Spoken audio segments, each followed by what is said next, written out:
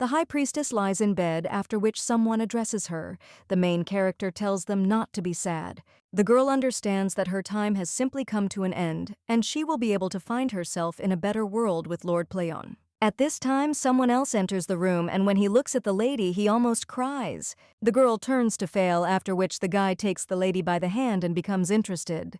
How can he live without her? The main character replies that it is not worth it, because he will finally be free. The lady understands that she was a real curse holding back his potential as a swordmaster.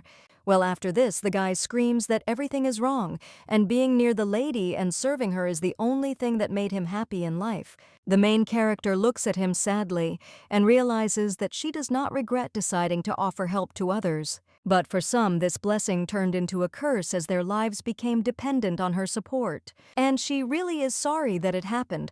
One of the guys said that if the lady is reborn, he will still know her about the other one and asked her not to forget about him. The girl claims that her last wish is for him to erase all memories of her and live his own life. After all, she wants with all her heart for him to find your happiness. At that very moment, the girl's hand drops. The guy immediately screams her name in despair. The main character understands that her life as the high priest is over. When she opened her eyes again, she would find herself next to Lord Pleon. At least that's what it seemed to her. Now the main character wakes up and thinks where she is and who the girl in the mirror is. The lady sees scarlet strands of hair burning in the darkness and thinks that she, although thin, has rather attractive facial features. The girl also thinks whether it could be that she really is. But at the same moment, people notice that the memories of this girl are returning. The lady approached one of the men and claimed that if they got married, she promised that she could cure his son with the help of divine power. But a little while later, the blonde claimed that she lied to him and that she had no abilities. The woman screamed that there was another way to help him and that she did it because she loved him. She also asked to give him another chance to see that she could not live without his love and trust, but the man screamed that she was already getting on his nerves. When the lady with trembling hands put her foot on her wrist, the man only screamed that she could do this because he didn't even bat an eyelash. The lady understands that everything is clear because this girl's name is Elena Loferson. She is known as the most insidious girl of her time. But the main character wonders whether this means that she has become Elena or whether she still remains the high priestess Sia. She clenches her fist, looking at her bandaged wrist. Well, at that very moment she hears some sounds, and when she opens the door, he understands that everything seems quite serious, and this person is trying his best to suppress his pain. The lady looks at one of the doors and realizes that the sound is coming from there, so she takes a look at this poor guy. When the girl opens the door to the room, she understands that no matter what, she cannot leave a person suffering from pain. At this time, the young man turns to his mother, and the girl shows him to be quiet. After which he uses divine power on the boy and leaves a little while later. Well, then the lady meets Duke Treon in the corridor, who is Elena's husband. The blonde is surprised at this point and claims that he thought she was unconscious. He also screams that the lady has really done one of her pranks again. The man claims that he feels sick just looking at her. She understands that he is irritated. But she can understand such behavior because she deceived him, so it's not surprising that he harbored anger. The Duke at this time asks the lady just not to say that she tried to do something incomprehensible with Rubio. The woman replies that of course not, and why would she expose a sick child to danger? She also understands that the man must be talking about the boy, and he is only claiming that she can definitely harm him. After which he slams the door, and the lady understands that, frankly speaking, the situation has not turned out in the best way. This man is quite an influential person in the empire, but she is nobody, and the girl is thinking whether she will guarantee to live with her as Elena. However, it seems that nothing happened to her divine powers, and then the lady immediately falls to her knees, and also asks Lord Pleon if he will hear her. At the same moment, the lady hears a voice that says, "Of course," and addresses the lady by her name. The main character screams that it is amazing because he managed to understand who she is. The voice answers, how could it be otherwise, because his capabilities are limitless, and nothing can hide from his gaze. The lady then asks if he could explain why she woke up in this body, but Lord Pleon, after which he claims that frankly speaking he has no idea, and the main character claims that he just said that he can see everything and everyone, after which she keeps asking him what to do now and whether she should return to her way of life or whether she should behave like Elena in the attraction Its Existence. The next day, the Duke comes into his son's room and wishes him good morning. He also asks how the guy feels, to which the young man replies that he is much better. Rubio says he thinks he can even walk, but his father says not to push himself. When the young man stands with his feet on the floor, he claims that he was able to stand up and that he can walk on his own 2 feet. At that moment, the man cries out that this is probably a miracle and asks if he is really sleeping. The Duke immediately hugs his son, and the young man apologizes to his daddy for making him worry. Theron realizes that his son has grown up, after which the young man offers his father to take a look, and the man offers his son to be more careful. The man also thinks that he is interested in how long this miracle will last, and perhaps he should call a priest so that he can examine Ruby. The main character is heading through the estate at this time. 2 maids bow before her. The girl smiles and nods at them, but the maids just walk past. The girl wonders if they just ignored her. At this time, the lady also hears someone else's voice, which states that it seems that the lady is healthy and feels well. After all, she ate every last crumb, and the other maid says that it's just suspicious. It seems she has gained strength after she almost passed away. Her interlocutor claims that it is unlikely because she usually throws everything in the trash. At the same moment, the main character comes out from around the corner and claims that she did not answer at all. The dishes were magnificent, and it is a sin to turn such deliciousness into slop. At that moment, one of the maids turns to the mistress and asks her to forgive them. They did not mean to offend her. The main character understands that this is somehow strange, because they despise her and fear her at the same time. The lady immediately claims that she is not offended at all and thinks that she is beginning to understand what the attitude was like there to Elena. She was a mistress of the house who failed to win the respect of any of her household members. The lady most likely treated the servants cruelly in order to somehow maintain her authority. And this girl did everything to maintain her status, but all attempts were in vain. Therefore, the main character thinks what a poor thing Elena is. A little while later, some carriage arrives under the estate of it, after which he enters the estate and heads towards the Duke's son. The young man at the same moment greets the priest and asserts that he assures himself of his power. The man is shocked and says that it is amazing because the boy was actually able to stand up, and the Duke says that it sounds as if he didn't want it to work. The priest replies that not at all, because he's just surprised that his condition has improved. He asks the young master to allow him to take his hands, then claims that this cannot be, and the Duke in shock asks if he has really recovered. The priest claims that he is afraid that this is not quite the case, but the man claims that he does look healthy. His interlocutor claims that the Duke knows that his son suffers from a lack of divine power. With its help, life is maintained, however, without it a person cannot move normally. And eventually, he falls into eternal sleep. A constant supply of divine power could solve the problems of many. But his son's condition is so grave that it is capable of depleting all the reserves of divine power of those who share it with the boy. Although the man cries out that right now he feels a powerful clot of this energy in his body. The Duke says that, however, even the most powerful priests could not help him, and the man answers that this is so. And he also understands that only someone as powerful as High Priestess Shia could perform such a miracle. The Duke asks if she has recently left this world, and the priest replies that it is true. He also wonders if they happen to have another priest, and the young man thinks for a bit, but then remembers the lady's words about him keeping all this a secret. The boy asked why, and the woman replied that using too much divine power could cause her to fall into eternal sleep. But in reality, this was a careless lie. The young man asked if his mother could really go into eternal sleep while healing him, and that's why he still hasn't recovered. So the guy asks me to leave this life because of him. The lady replies that this is not the issue and everything is fine now, so let him stop crying. After all, she has enough strength to help him, but she is worried that too many people might come to her. Therefore, she would like to keep everything a secret, to which the young man cried out that, of course, mommy can rely on the left. Now the guy replies that there is no such person and understands that technically he did not lie. At this time, the priest asks if anyone else could share divine power with his son, to which the Duke replies that no. He understands that apart from him, Rubio only addressed the servants since he never left his room. Well, then the man thinks that maybe someone else has been there after all and ponders it. Is it possible that this woman shared the divine power of the high priestess? But then he sighs and realizes that this is some kind of nonsense because he doesn't think that she would miss even the slightest opportunity to take revenge. He is also sure that this girl would definitely make sure that this does not happen, after which the blonde asks if he could examine everyone in the mansion.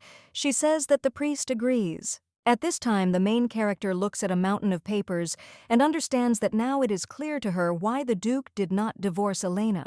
All this is due to her incredible ability to deal with paperwork, and now the lady understands that since she is his wife, she must fulfill her duties. At the same moment, one of the maids knocks, then enters the room and asks how the mistress is feeling. The girl replies that it is much better, and her interlocutor says that she is glad to hear this, and also that Letty never harms himself again.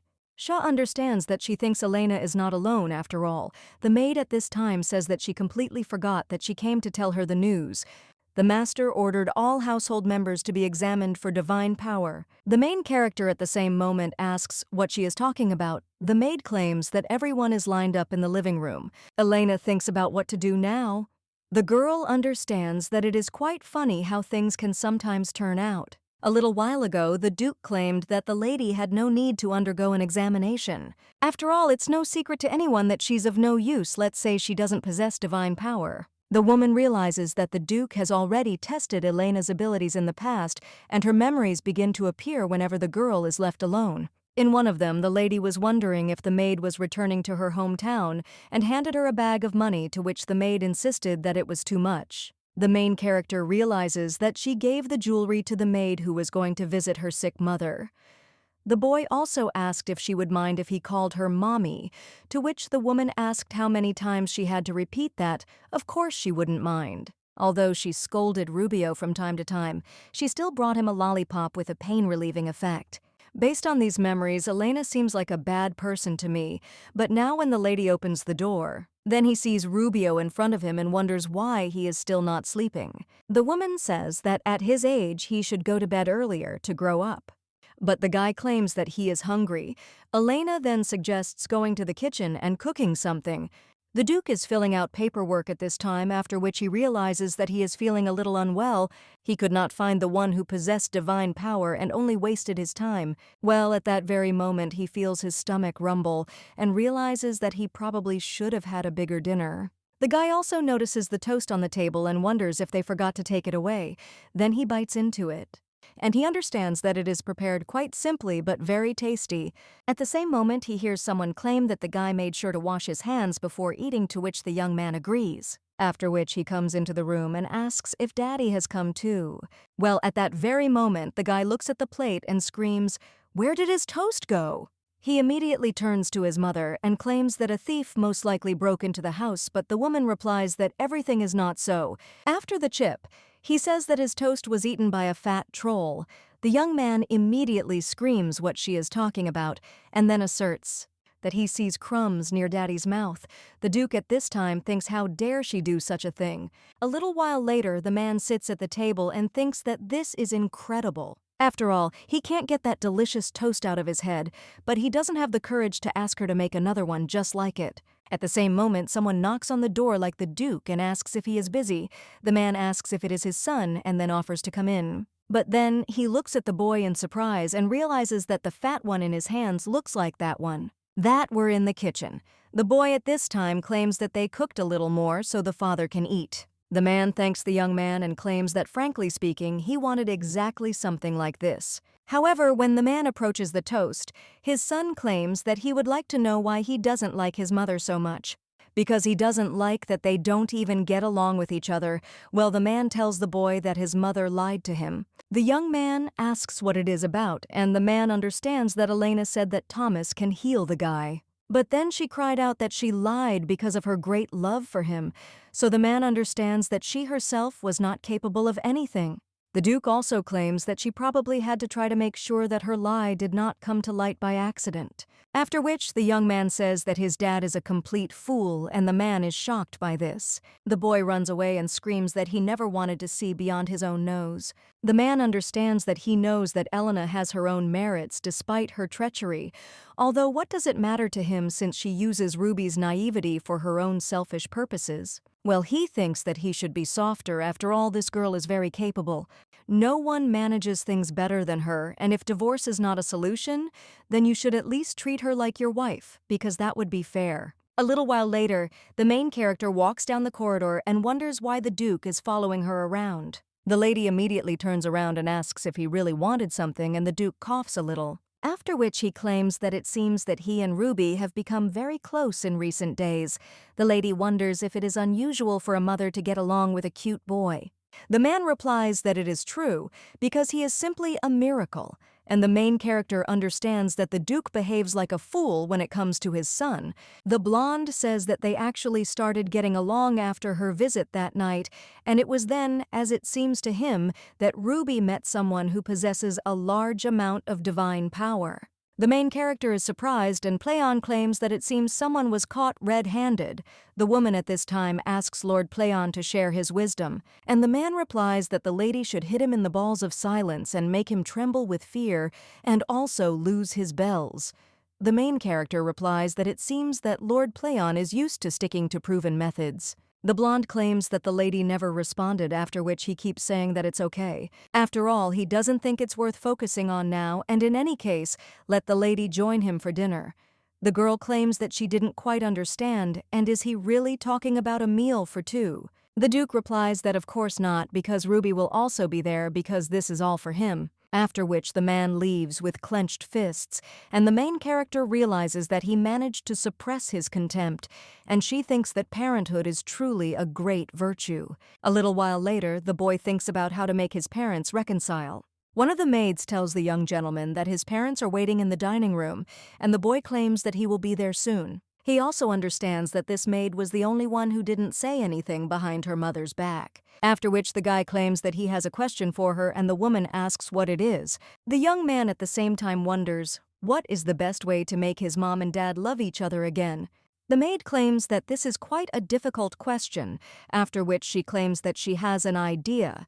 A little while later, the young man apologizes for being late, and the Duke says that it's okay, and invites him to sit down.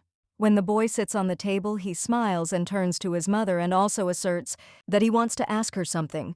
The main character asks what he wants to ask and starts drinking wine. But the young man is only interested in when he will have a younger son, and the main character immediately spits out everything she drank. The young man immediately cries out that he wants a younger brother or sister. The Duke is only embarrassed by this, and the main character is completely shocked. The lady claims that unfortunately he will never have a younger child. The boy wonders why, and the woman asks if he knows where babies come from. The boy replies that storks bring them.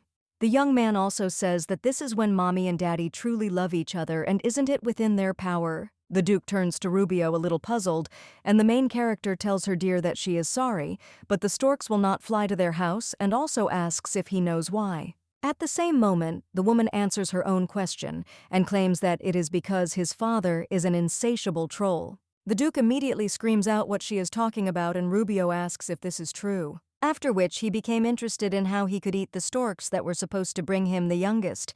The man at the same moment turns to his son and then to his wife, whispering that she must tell the truth. Elena whispers that it's better this way because he doesn't need to know that they don't sleep together, and she wonders if he really wants the guy to hear this. The Duke, shocked, asks if she's completely out of her mind, and the lady whispers so that he understands that it's better to pretend to be an evil troll. The man at the same moment asks why he should be bad, and the main character understands that it is because he deserves it.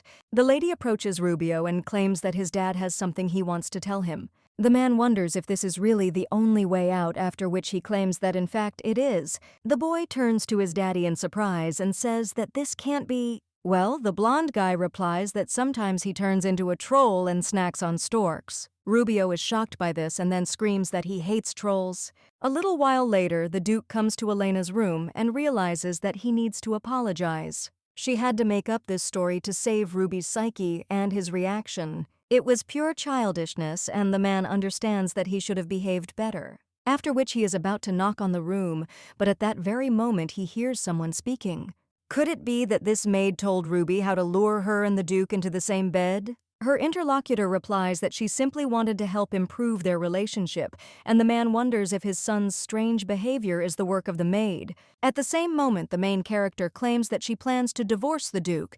The maid asks why the mistress decided so, and the woman replies that she acted meanly to marry him, and it seemed to her that the wedding would solve all the problems, but now they are already married. After which the lady asks if she considers herself happy, and at the same moment answers that no, and therefore does not want to continue holding on to this sad semblance of marriage with someone who does not even love her. The man understands that now everything has become clear, and Elena was the one who cured Ruby. But she didn't boast about it and didn't demand anything in return.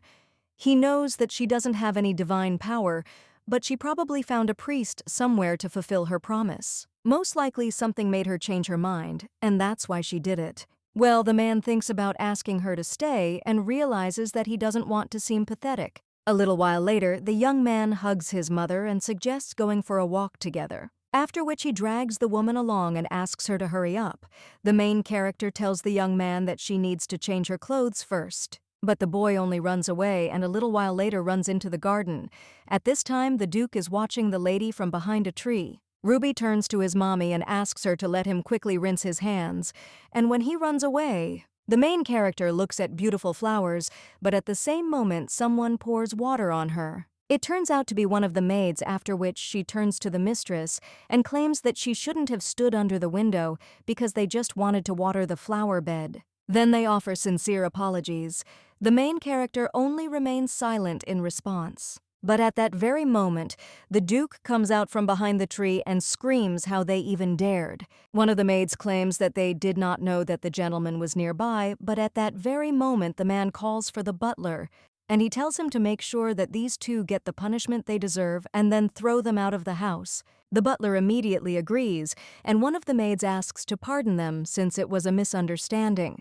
The main character says that it is so surprising because she never thought that the Duke would stand up for her. The man only sighs, after which he claims that his anger was justified. After all, the lady took advantage of him, and more accurately his son's illness, for her own interests. The girl then asks why he is suddenly explaining himself, and the blonde replies that he simply wants to clear up all the misunderstandings. The main character turns to Elena in her thoughts and realizes that it seems the Duke has forgiven her. A little while later, someone asks Lady Leona what they should do because none of the respectable people hire those who were thrown out by their own master, and at this rate they will plunge into eternal sleep from hunger, so they ask for help. The woman thinks why should they suddenly help her since they themselves have crossed all boundaries? Well, one of the maids screams that they did all this for her, which makes the woman angry. After which he tells the maid to watch her language and asks when she ordered them to harm Elena.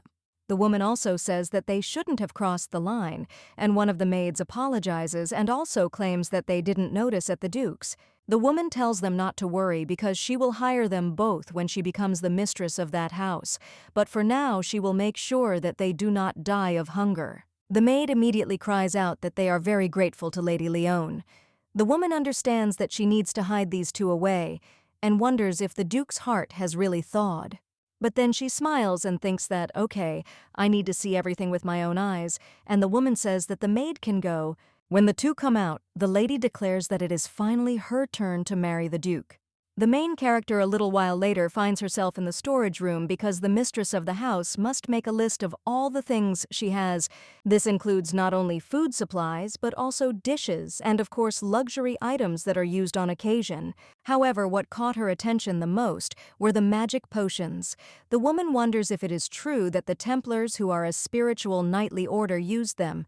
The potions ranged from simple mixtures to more complex concoctions. At this time, one of the servants turns to the lady and claims that guests will arrive very soon. The woman asks if she really needs to meet them personally, to which the man replies that a girl who is the daughter of Count Hilson will arrive. He, in turn, is the most important business partner of their Duke. The woman understands that it turns out yes, so there's nothing to be done and I'll have to do my wife's duties. A little while later, the lady stands near the Duke. The blonde man glances at the lady from time to time, and the main character notices it. After which she claims that a well-mannered person should not stare at others like that. The man asks what she is saying because he only wanted to ask something. The main character tells him to ask, and the Duke is silent for a while. After which he says that he hopes the lady hasn't caught a cold after yesterday. The girl replies that she is fine and asks if he can't see. The blonde wants to say that he shouldn't be rude, but the main character interrupts him and claims that his guests have arrived. At this time, a carriage drives up to the estate, and when the main character sees one of the servants, she thinks that this cannot be. After all, this is Fael. The lady remembers how the man claimed that he would be her faithful servant, so he asked to be allowed to be near her forever. Fael kept his word, and for her sake he gave up his freedom until her last breath. However, after she fell into eternal sleep, Fael had to be freed from this curse. That's why the girl wonders why he looks so sad, as if he has invisible shackles on him. The main character immediately turns to the guy and asks how it happened that he... Well, the young man with green hair interrupts the lady and asks if they have met before. The girl immediately covers her mouth and realizes that she needs to pretend that she is Elena. After which the lady even asks her to forgive her because she did not expect to see a Knight Templar at all. The man replies that unfortunately his mistress recently left them, so he is trying to get used to worldly life. Elena says that here it is, just like the Duke silently watches the lady, at the same moment someone else addresses him. And she tells the Lord that it is a great honor for her to meet him again, and she also hopes that during her absence everything was fine with him. The man thanks her for her concern, but claims that he thinks there was no need to visit him in person. His interlocutor claims that her father asked her to join him, but to be honest, she wanted to see him herself. Leona wonders when dinner is planned because she is already exhausted from hunger. The Duke turns to the butler, and the man states that the evening meal is due in 2 hours, but he will see what can be done. Lady Leona says that she is very grateful to the master, and the main character watches all this, and he understands that it seems that this girl is not indifferent to the Duke. At this time, the blonde suggests going inside. When the woman follows him, she turns to the main character and grins evilly. Elena wonders what kind of look this is, after which she realizes that she is not going to fight with her for the Duke. But if she had to share the cake, she would have been more enthusiastic. But when this woman ignored her like that, the feeling was quite unpleasant, and the girl thinks how to react to this. A little while later, the girl is in her office and realizes that she should forget about Fael for now, but then she starts wondering what Ruby does all day. The woman gets up from her seat and goes to the window, but when she sees the boy, she is surprised. After all, the young man sits with tears in his eyes. The main character immediately runs out of her room. The lady walks down the corridor, and Fayan, noticing her, realizes that it seems that this woman is in a hurry and looks worried. He also thinks whether to go after her, and a little while later, the main character approaches the boy. Fayan hides nearby and realizes that this boy must be the Duke's son. The main character asks the boy why he hid and whether Lady Leona did something bad. The young man claims that he served as, she said, behind his back while he was sick. When the boy was lying in bed, he heard the woman say that the maid should not worry about the boy because the Duke would forget about him as soon as she gave birth to a healthy child. So the boy says that he doesn't want someone like her in their house. He also asks his mommy if he is a bad son, if he has such thoughts. The woman replies that it is normal to hate someone, otherwise Lord Pleon would not have allowed such feelings to exist. Well, if it really bothers him, then let the boy try to think whether his hatred is justified. The main character understands that turning points always come unexpectedly.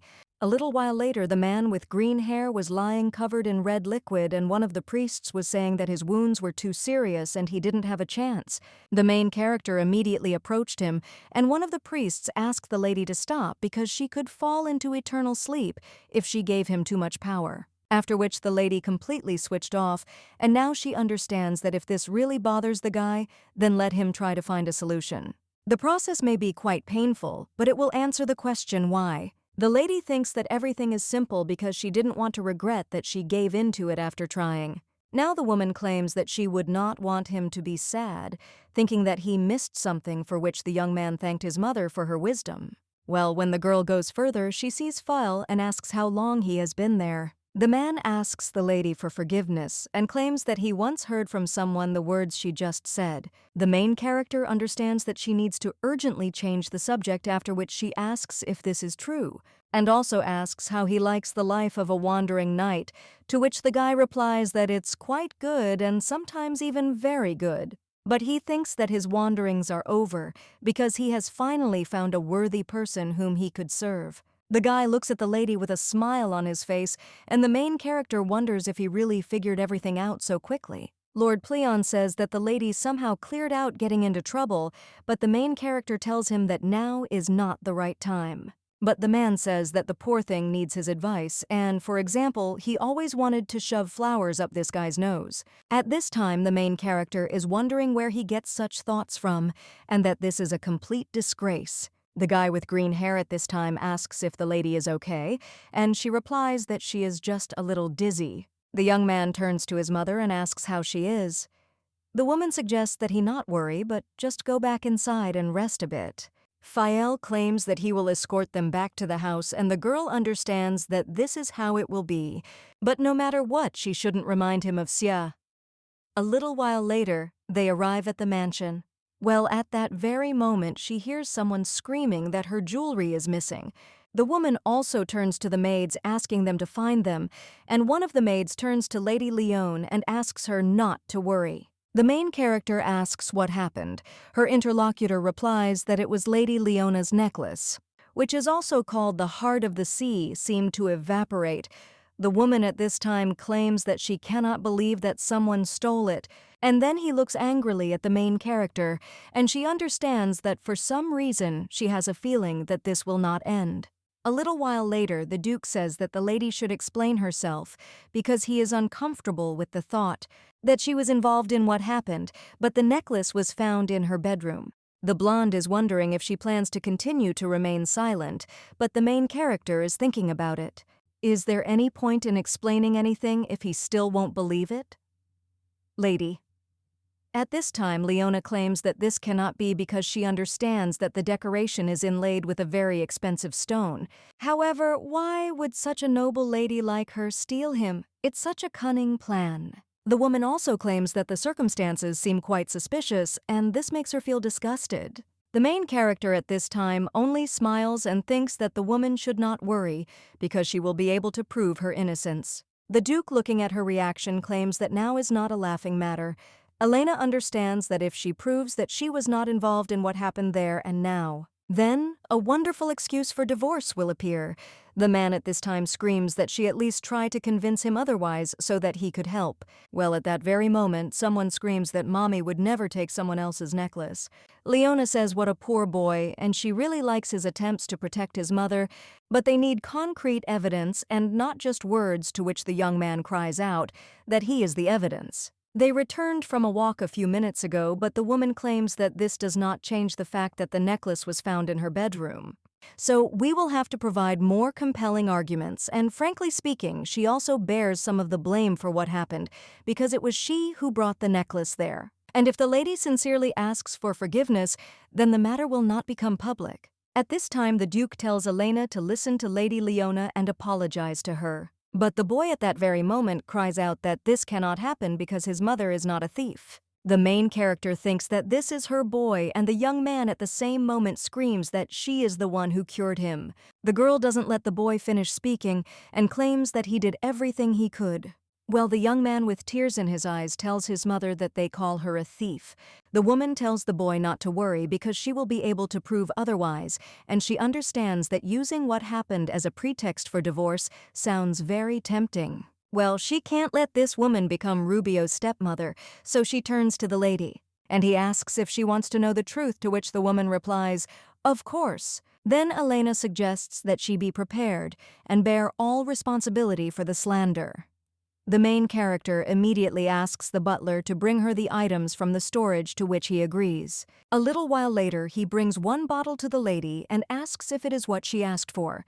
The woman replies that it is, and thanks him, after which he orders all the household members to gather in the living room. A little while later, they all gather. and the Duke asks what this all means, to which the lady replies that she is trying to catch the criminal. The man asks if this is really true, and the main character asks to now allow her to find the one who stole, or rather hid, the necklace. The ladies also claim that this will work. Quite a performance. Leona is wondering what this woman is up to. She also looks at the maid responsible for all this and thinks that God forbid something goes wrong. The lady shows the maid what will happen to her if she is found out, and the woman starts shaking. Fail heads towards the door and then stands next to it so that no one can escape. The man also looks at the lady and wonders how she knows how to use these potions. Lord Playon at this time turns to the lady and asks if she is sure that she will be able to check this alone, but the woman tells him not to worry. At this time, the Duke asks how she plans to find the culprit, and the girl replies that everything is simple. After all, she will use a detection potion.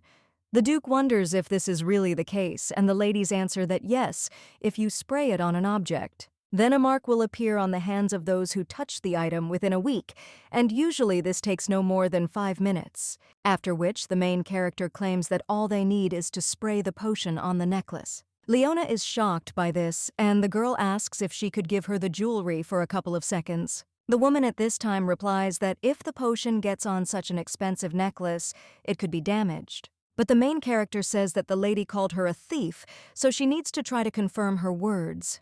She approaches the lady and offers her to begin, but the woman screams again.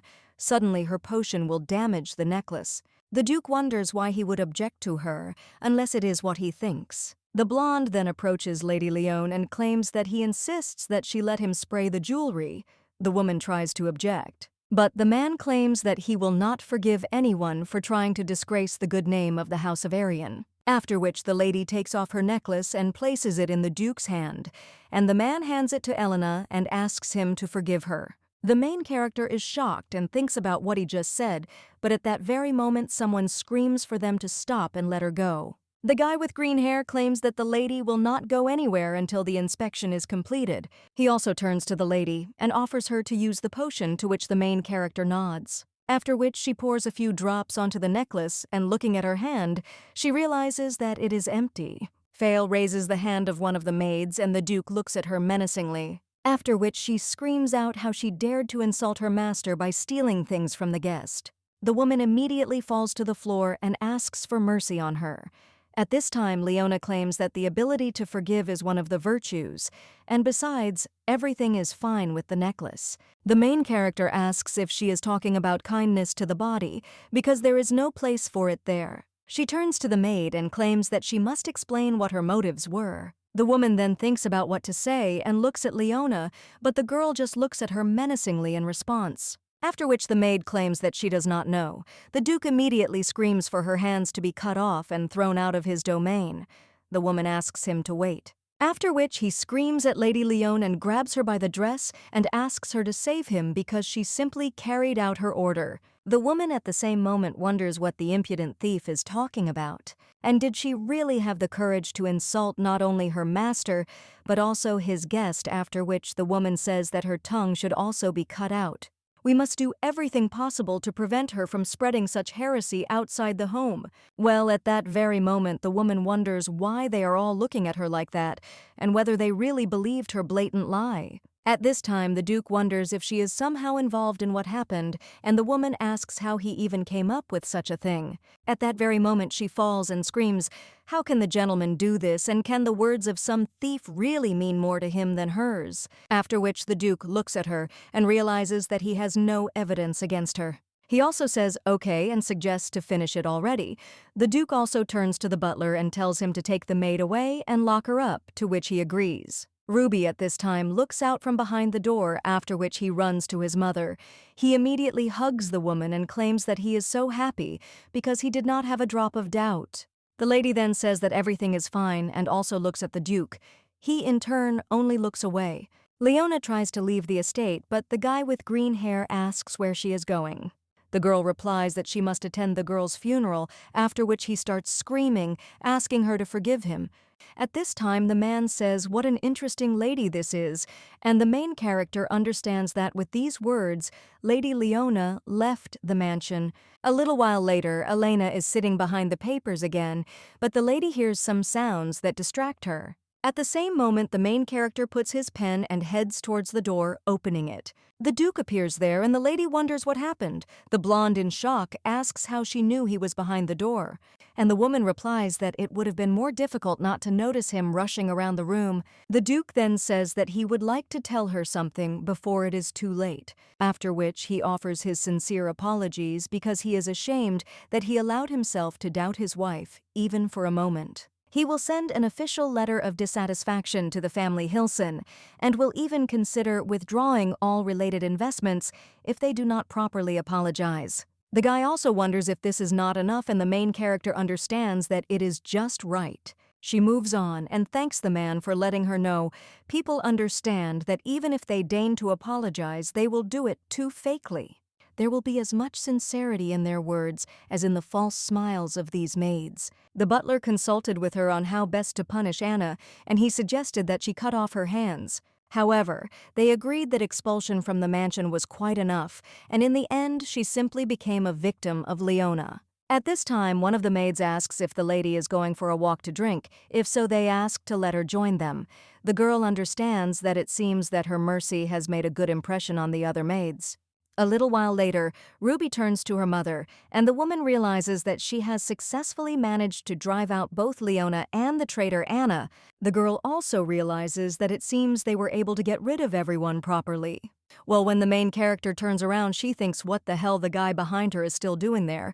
The boy immediately turns to Fail and claims that he dreams of becoming a strong knight like him. The man smiles and claims that it looks like the Empire will get another great swordmaster someday. And the main character at this time turns to Sir Rodrigo and asks when he plans to leave them.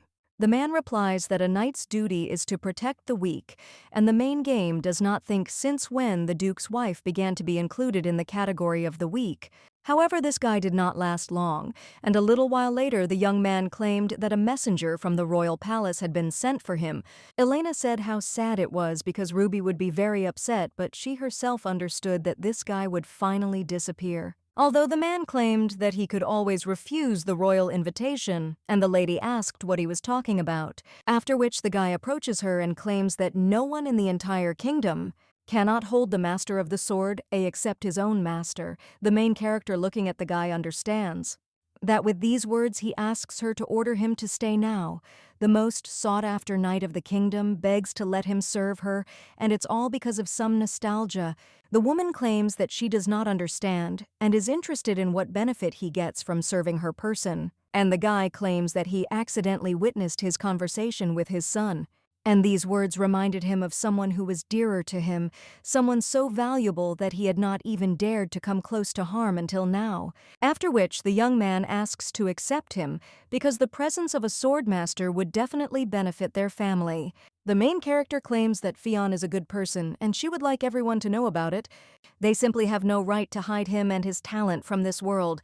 The guy then wonders if it is possible that now before him is the priestess Shah, after which he takes the lady's hand in his own, and he claims that even her parting words remind him of his late mistress. He also says that he will do as the lady pleases, and he has already failed once her. Therefore, he will not dare to neglect the wishes of the one who reminds him of her. When the guy leaves, the main character can finally breathe a sigh of relief and realizes that she was already afraid that he could have guessed everything.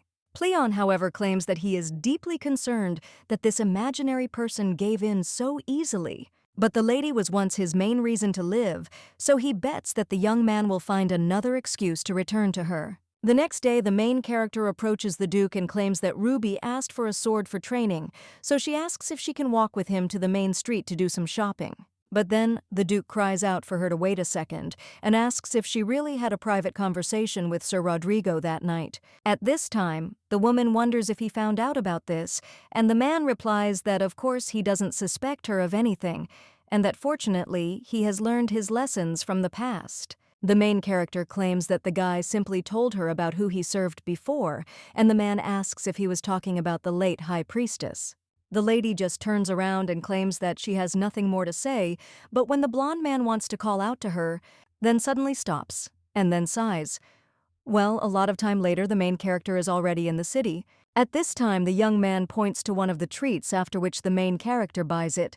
The girl also wipes away the crumbs around her son's mouth, after which the two move on with a smile on their faces. A little while later, they find what they came for, and when the boy takes the sword in his hands, he cries out how glad he is that he received his first sword from his mother. Elena smiles in response to this and then suggests going home.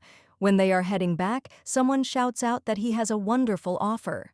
The high priestess's belongings are now on sale. The main character turns around at that moment.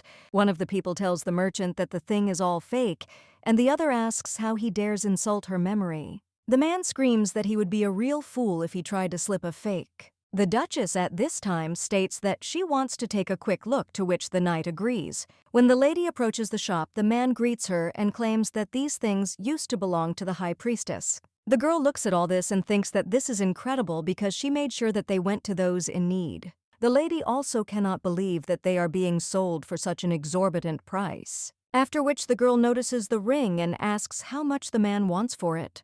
The merchant replies that it's only 50 gold coins, and the main character claims that it's an absurd price for such a trinket. What kind of idiot claims that he demands as much as he wants for the goods, and if she doesn't like the toilet, she can leave? The girl then says okay and suggests going from there, and when she goes further she realizes that this ring is very important to her. With the help of magic, it showed a photograph of her parents, and this was the only way to see her late mother and father. Elena understands that she can't just leave and also tells the knight to take Ruby home. After all, she needs to finish some business. The man claims that he could accompany the lady. Well, the main character replies that there is no need for this because it will take very little time. A little while later, the main character returns to the merchant and asks if he still has the ring.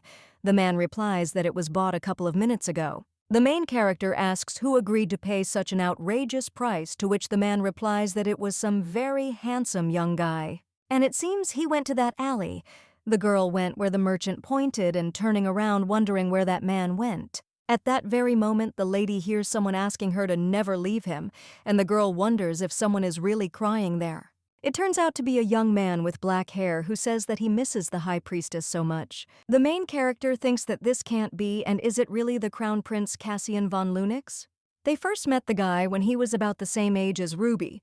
His mother, the late Empress, became the victim of a conspiracy, and after her plunge into eternal sleep, Cassian was treated terribly by the royal family, causing the boy to become cruel to everyone he came into contact with.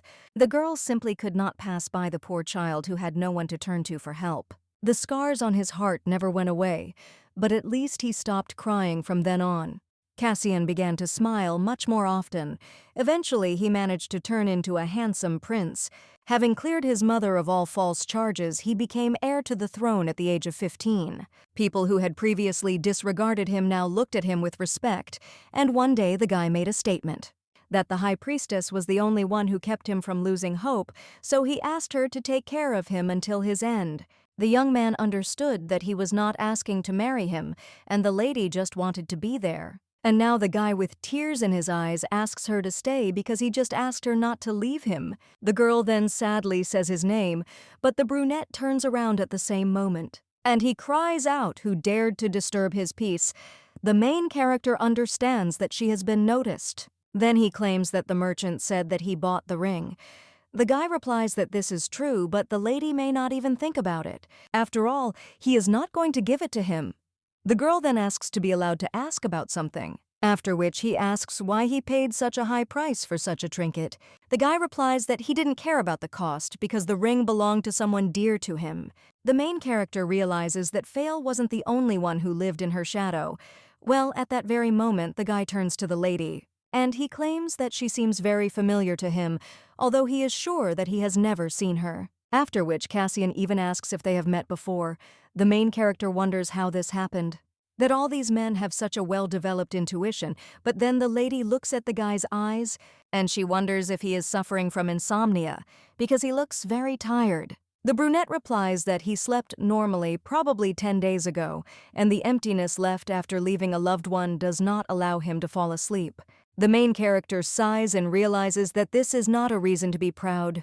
Her divine power dealt with his insomnia quite well. A small amount of divine power is needed to heal a minor cut. Would make the guy fall asleep in a flash.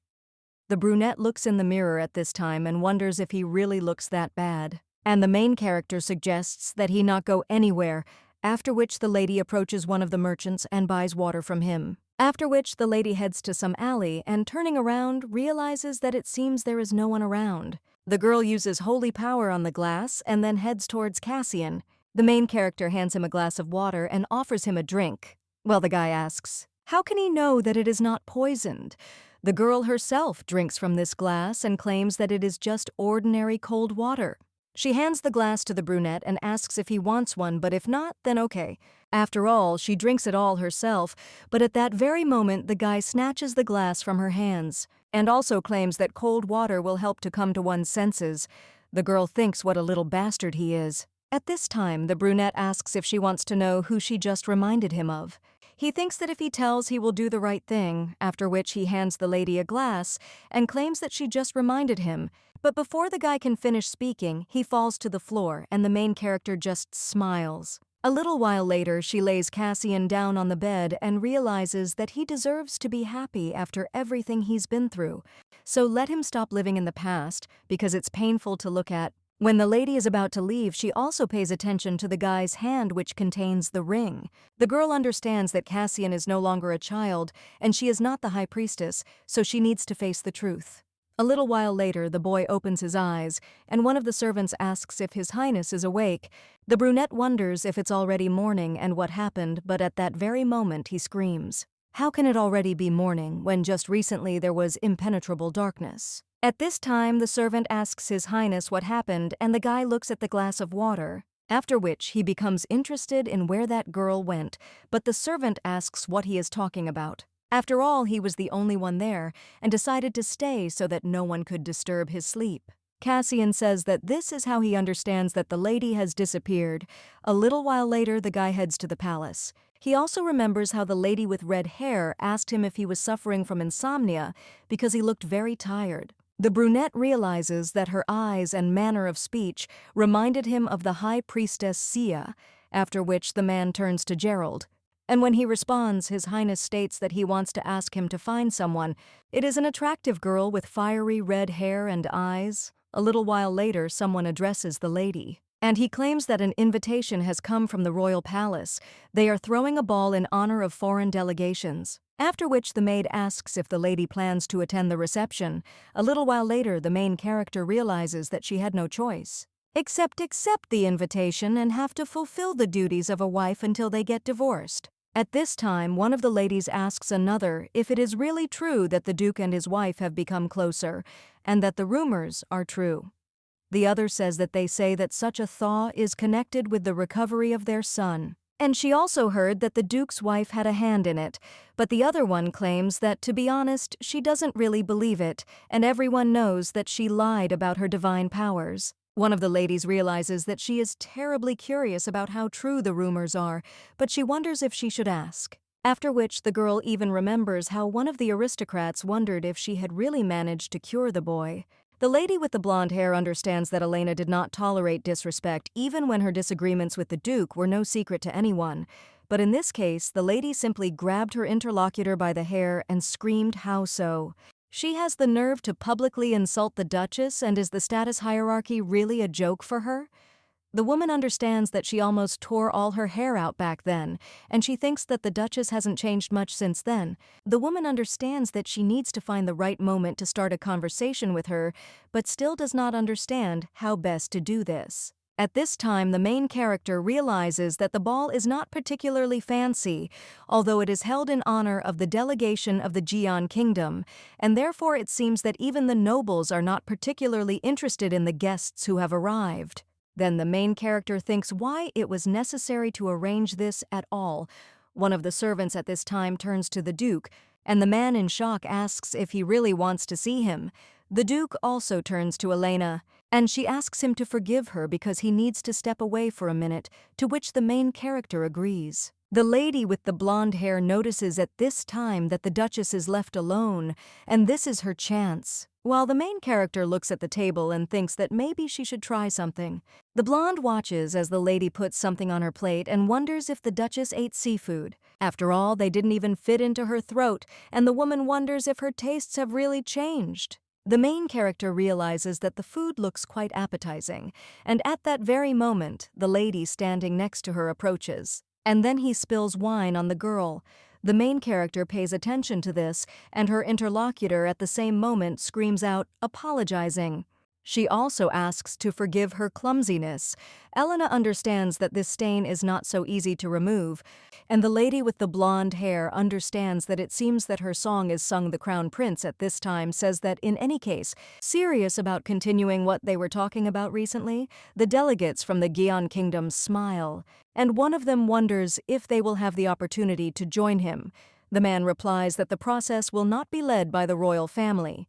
And at that very moment, one of the servants tells His Highness that this man has arrived. The brunette apologizes, but claims that he must greet their potential business partner. A little while later, he comes out to the Duke and greets him, and his interlocutor claims that he heard His Highness was looking for him. The brunette wonders if he would like to get a business partner in the kingdom of Gyeon. The man asks what he's talking about, since doing business abroad is not really his specialty. His interlocutor claims that, frankly speaking, the emperor himself is interested in this, and shouldn't he at least listen to him? The blonde argues that he needs to weigh the pros and cons before making a decision, and Cassian says that it is a wise move, so let him spend his time usefully and think carefully about his proposal. When the guy goes further, he realizes that this is great, because now he can meet Elena alone.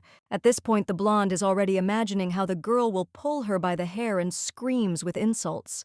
And the girl also thinks that she liked the company of the Duchess, and she hopes that she will finish quickly.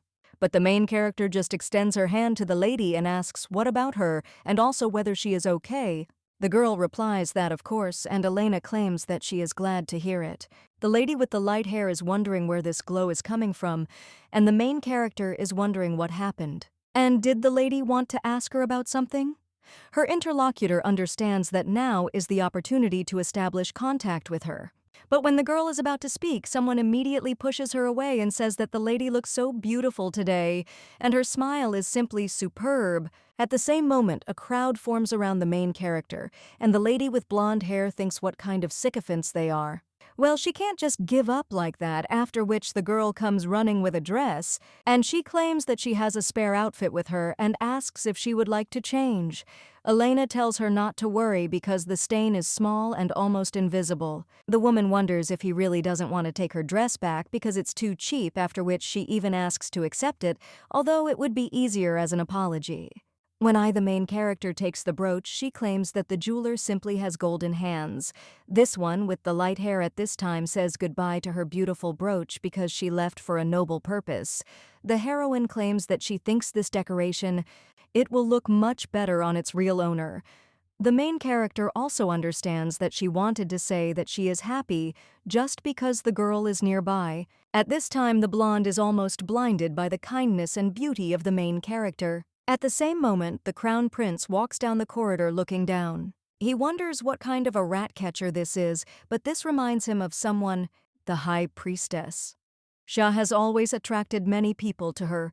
A little while later, the main characters are trying to catch their breath. The lady understands that now she can relax, and she hasn't worn such high heels for a long time. Well, then the main character looks at one guy and realizes that his pants look pretty weird. At this time, the young man pays attention to the Duchess, and when he sees how she looks at him. But he thinks what happened and whether it is possible that she is interested in him. The young man has put together that some noble ladies of the building from their husbands have affairs with bachelors. The guy understands that they say the most ordinary guys are very successful, and he thinks that he stands out from the ordinary, so nothing can be done, and he simply cannot stop charming everyone and everything. At that moment, one of the servants brings the guy a note from the Duchess, and the young man thinks that this is amazing. When the main character shows him to be quieter, the young man wonders if she really wants to keep all this a secret. After which he heads off with a note and thinks that he needs to see where she wants to meet. When His Highness notices all this, he thinks that this is impossible, and why would a lady look for an adventure for one night? with such a banal person, after which the brunette goes to the guy, and he also screams for him to give him the note, which surprises and interests the young man. Did he also put his pants on backwards? After which the crown prince reads a note that says the guy put his pants on inside out. The brunette just smiles and thinks how funny this girl is. Then he sighs. And he understands that Elena's manners, kindness, and even handwriting, all this reminds him of this, and it feels as if the high priestess has been reborn. After being put into the high priestess's eternal sleep, he was depressed and unable to sleep properly. And the piece wouldn't go down his throat. The guy didn't even want to fulfill his duties, and of course he still held on to the position of the crown prince that I had received for my past successes. Well, even that didn't affect him in any way. Suddenly he lost all sense of chewing and nothing else mattered, so the boy realizes that perhaps in the eyes of others he looked pathetic. But a little while later someone claimed that the soul of the high priestess was still in this world. Melvin is a half-elf, and he holds a position as a minister in the government. The guy admits that his prophetic abilities are quite unusual, but he tried to console him, which is why the brunette did not believe him until then. Until he meets Lady Helen, Melvin's words still seem rather absurd, and the soul of a man immersed in eternal sleep suddenly occupies the body of a married duchess. Most likely he is simply deceiving himself and will later regret it terribly, but nevertheless even a glimmer of hope meant a lot to him. The guy turns to the servant and asks where Lady Ernion is now. His interlocutor replies that the lady is in the guest lounge. At this time, the main character takes off her shoes and sees scuffs on her feet.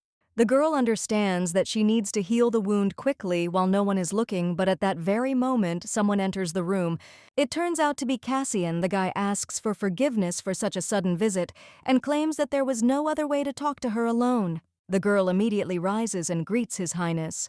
The man suggests that for the sake of convenience, they leave all formalities. And he wonders if she has managed to forget how she addressed him earlier. The girl immediately apologizes for not recognizing him then and asks him to have mercy on her. The brunette suggests stopping because he is not there to punish her for what happened and he wanted to meet her. About his thoughts, he adds that it is because the lady reminds him of someone. The guy asks if something connected her to the super cold priestess, and the girl thinks that anything but that. Elena understands that it is truly impossible to save him, but she cannot go back. The lady with red hair claims that if His Highness asks her to speak, it means that she can help, that he has already thoroughly studied her past. The girl also asks if he doesn't know the answer to this question. The guy answers that it's all true, but nevertheless, he asks if the lady thinks he's lost his mind. The heroine is surprised, and she remembers how the boy grabbed her hand when he was still little. The lady understands that she simply has to throw him out. Elena immediately pulls her hand away and says that His Highness is simply tired. Otherwise, he would not have mistaken her for another person with different facial features, age, and name. The guy immediately screams that this is not the case and everything is not so simple. The lady seems to be exactly because of whom he accepted her. The main character thinks what a poor thing Cassian is, but at that very moment someone knocks on the door and asks if Elena is there. It turns out to be the Duke, after which the main character turns to His Highness, but she sees tears in his eyes. The girl hands him a handkerchief, and the guy takes it. At that very moment, the blonde man enters the room, and at that very moment sees His Highness. He asks why he is in the ladies' room, and the guy replies that he accidentally mixed up the guest rooms, and that's why he came in. After which, he even asks if he really has any problems. The Duke then turns to Elena and asks what she was doing there. When the girl tries to answer, the prince claims that she must have rubbed her feet. The main character wonders if he is really being so rude to the Duke, and either the guy is too self-confident or he just can't get the words out of his mouth. At this time, the young man leaves the room and states that he will order the royal physician to bring her some ointment and that they will definitely see each other again. A little while later, the main character is heading in a carriage, and when it shakes, the girl feels pain in her legs. The Duke asks if everything is okay with her, and the girl replies that she is fine. The lady thinks that if only she could heal herself with divine power, it would be much better. Theron claims that he is worried and wonders if her legs hurt much. The girl understands that unfortunately, while he stares like that, it will not be possible to perform a cure, after which he tells him everything that it seemed to him that the girl was not particularly sensitive to pain. The lady remembers how the woman screamed what a scoundrel the girl was and how dare she lie so brazenly to get something she didn't deserve. She also screamed for the girl to mention her word, and her insidious plans would soon collapse. The main character wonders if these are Elena's memories. That woman is the Duke's Aunt Cillian. She understands that even Elena wouldn't have the courage to show her teeth. When the Duke noticed a wound on the lady's cheek, he pointed it out, but the girl replied that everything was fine. She said that there was nothing serious there. The main character understands that, even though she was not there, she feels all of Elena's feelings. The girl was glad that the Duke finally paid attention to her, but his statements only made things worse. The blonde said that as he thought the lady was not particularly sensitive to pain that day. Elena didn't even go to the doctor because she said that she was fine. Now the main character can't believe that he is basing it on what happened then. And he ruined her whole mood, after which the girl claims that all people feel pain in one way or another. The blonde is a little surprised, and the lady replies that even a little discomfort can cause suffering. A small cut or a stone in a shoe also causes unpleasant sensations, and even if he was told that everything is fine, he should at least think once whether this is really the case. The girl screams that if he didn't have such thoughts, then he is a fool who is not even capable of sympathizing with others. After this, the blonde only looks away guiltily, and a little while later the carriage arrives at the mansion. The blonde asks to be allowed to call a doctor to the lady, but she replies that there is no need. The lady also claims that she is not worthy of bothering such an insensitive bastard with some unfortunate callus. The girl also understands that it seems she went a little too far, although what does it matter to her since they will soon get divorced anyway? A little while later, the main character is in her office healing the wound with holy power. At that very moment, someone knocks on the door and claims that the owner has ordered her to take care of her wound. But the girl tells the maid to tell him that there is no need for this, to which she agrees. The main character understands that it is quite difficult to return the lands that came into the possession of the Duke as her dowry. Well, at that very moment, someone bursts into the room and asks why the lady is behaving like that. He also cries out for the girl not to let her hatred for him deprive her of the help she deserves. The main character answers that she can handle such a trifle herself, and her interlocutor nods. Does she really want to say that she knows everything better than the doctor? The lady replies that it was not such a serious problem, and the pain went away in the blink of an eye. Elena understands that she didn't mean to be sarcastic, but what difference does it make whether he was offended or not? It was just a matter of getting a divorce, and that would be the end of it. From that day on, the Duke began to ignore her completely. Well, she decided to answer him in kind. However, Ruby did not understand such a sharp coldness between them after the recent reconciliation. When they were all sitting at the table, Ruby felt the most uncomfortable. The young man asks his mother if she has quarreled with his father again, and the girl replies that one day he will understand that it is simply impossible to get along with everyone. The young man then wants to say something with tears in his eyes, and the main character asserts it. That becoming friends is always possible, and the boy asks if she is really serious. He also wonders if he and his dad will sleep in the same bed again. At the same moment, Hertz keeps his fork, and the girl realizes that it seems he did not expect such a turn of events. The lady also claims that she is afraid this will not happen. The boy at the same time asks why, and does she really not like Daddy? And the girl replies that his father has some secret that he doesn't know about yet. After which, the lady offers to tell him that every night he turns into a scary big troll with 8 arms. But at that moment, the Duke closes her mouth. And he claims that his mother is just joking, and to be honest, they were planning to sleep together from today. The main character wonders if he is serious and what the hell is going on in his head. The girl understands that she will not sleep in the same bed with him for any amount of money. The Duke at this time wonders if she is seriously going to upset Ruby by saying no. And let her just look at how happy their boy is. The main character looks at the young man, and he says with a smile on his face that his mommy and daddy will finally get along. That's why he's so happy. Elena claims that then she thinks they have no choice, and the girl realizes that at least she had to tell Ruby so. Well, a little while later, she menacingly asks if the Duke is seriously planning to sleep with her. The guy replies that he thinks they can't break the promise they made to their son, but he will try to do everything to make them comfortable. So after Adidas knows if there is something needed, the main character tells him to then take care of an additional comfortable bed, but the guy immediately screams, "Is she really talking about another bed?" The lady claims that if you think about it, then they just need to spend the night in the same room, and the girl wonders if he really was eager to drag her into his bed. The Duke at that very moment cries out in confusion that everything is not so at all, and then he turns around completely and asks him to forgive her. At that moment, the main character hears someone's laughter and realizes that it is Lord Pleon. The Lord claims that this spineless slug got what he deserved. A little while later, the main character understands that she and the Duke simply slept in the same room, and when the girl woke up, someone wished her good morning. The lady understood that it was the Duke, and their relationship with him had improved a little, thanks to the usual good morning. Since they got up together, they ate breakfast together. Ruby, with a smile on his face, claimed that it seemed like they were finally back in the good old days. And he is talking about the time when he was healthy, and his daddy smiled more often.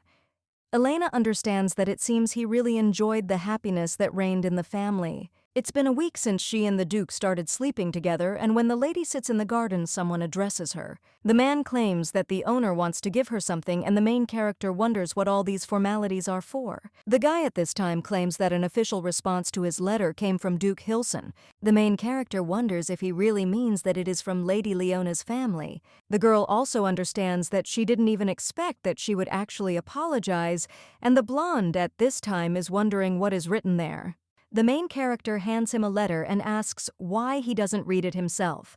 The letter says that the lady is in no way involved in what unfortunately happened that day, and she really hopes that Lady Elena will soon be able to dispel all her misconceptions. The guy immediately screams that this is simply unacceptable, and he doesn't need some kind of formal response because he will demand a proper apology. The girl suggests that he do as he wants and understands that, frankly speaking, she did not expect much. Even if she apologized, she would only do it for show, so she only hopes that he won't show his nose in the Duke's mansion again so that Ruby won't get upset in vain. At this time, a carriage stops near the mansion of Marquis Cillian and gets out. Lady Leona, at the same moment, someone turns to her and claims that the lady has been gone for a long time. The butler also wonders if she is there to meet with Mrs. Cillian. The girl replies that yes, after which she asks to be taken to her. As they walk down the corridor, the man states that she will be glad to see the lady. After all, she has been very lonely in recent days, and the woman claims that she would have been happy to visit her earlier. Well, the butler asks what bothered the lady, to which she replies that something happened. The man claims that he does not know what happened, but he thinks that Lady Cillian will gladly receive her and listen carefully. He is also sure that her advice will be useful. The girl replies that yes, and she hopes so very much.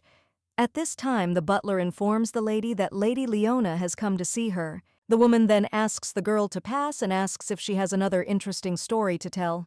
Who is able to dispel her boredom. The woman is the mother of Marquis Cillian and the aunt of Duke Ernion. Leona says that she is glad to greet the lady, and the woman invites her to come in and sit down. The lady thanks her, after which she claims that in fact she recently visited her nephew, and she is very uncomfortable to say, but one of his maids accused her of stealing. The woman immediately screams that this scoundrel Elena should have kept a better eye on the servants, and she really let them go completely. The woman also screams how she dared to insult such a beautiful young girl. She immediately hugs Leona and says that she is so sorry, so she promises to make sure that the girl's spirit is not in the house. Leona thanks Mrs. Cillian for her kindness. A little while later, someone informs the lady that Lady Cillian has arrived. The main character thinks about this and realizes that this woman is the Duke's aunt, who insisted on throwing Elena out of the Arian's house. The girl also wonders why she would come at such a late hour. A little while later, the Duke turns to his aunt with a smile on his face, and the main character realizes that she had no idea that he could smile. At this time, the woman says that the guy doesn't have to worry because she doesn't plan on staying there for long. Elena understands that at a young age the Duke lost his parents, so Lady Cillian became his guardian, as a result of which she gained unlimited power in the Ernion estate. The woman at this time tells Elena that they haven't seen each other for a long time. The main character understands that even though she is Cillian, this woman is de facto the one running the family Ernion as she pleases. The main character bows. And he greets the woman, but at the same moment she asks her to forgive him and states that she would not like to disturb them even more at such a late hour. The blonde man tells his aunt that he is fine and wishes her good night.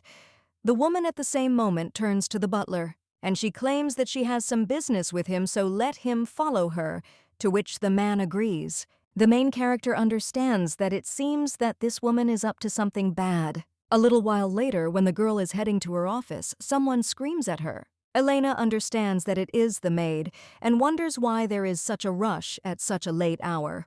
The maid tells the lady that Lady Cillian ordered the butler to bring all the accounting books, and she said that she would personally check them in order to find out if they were not in alignment, and she also knows about what happened to Anna. And now all the servants are getting the fifth.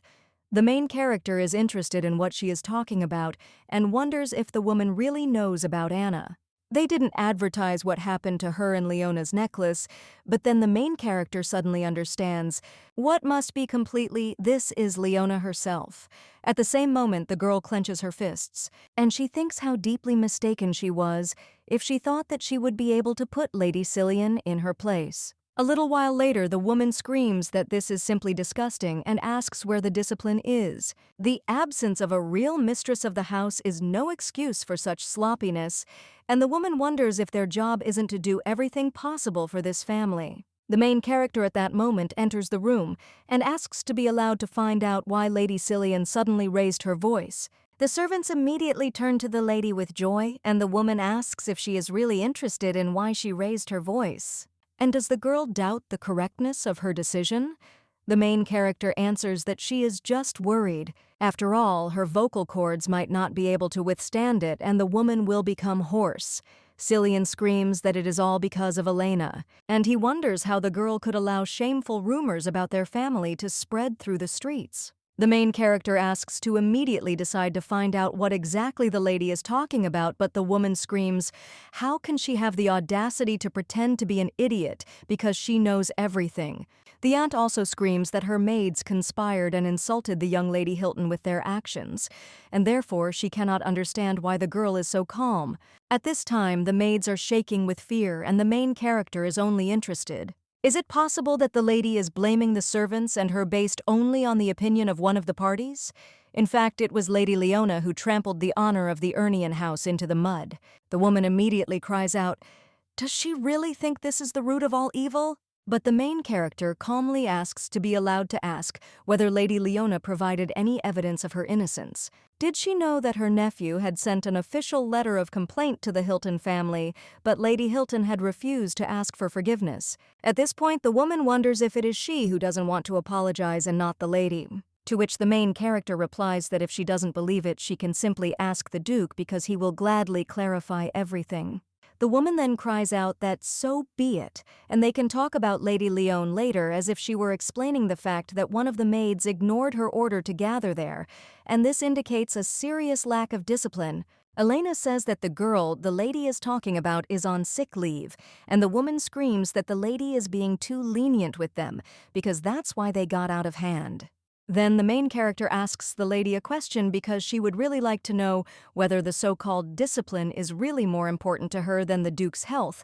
After this, the woman doesn't even know what to answer, and the main character looks at the butler. Also asks if he has brought the books, so that Lady Cillian can verify them. The man replies that the lady has already done so. The main character thinks that now everything is clear, and most likely she could not find anything incriminating, so she decided to take it out on the servants. The girl also says that asking her aunt to provide the accounting books was an improper intervention, but she will take it as a sign of great love for her nephew. However, she still finds it completely unfair that the woman referring to Lady Leona is actually trying to get rid of her. The main character also asks why she can't just once honestly admit that she would much rather see Lady Leona as a duchess. The woman at the same moment asks how the girl dares, and raising her hand screams what a scoundrel she is. And does the girl really think that she can be her nephew's wife forever? The main character understands that resorting to violence instead of calmly talking is outrageous. The girl immediately turns to the butler and claims that it seems their guest does not plan to stay there for long, so she asks to be escorted to the door.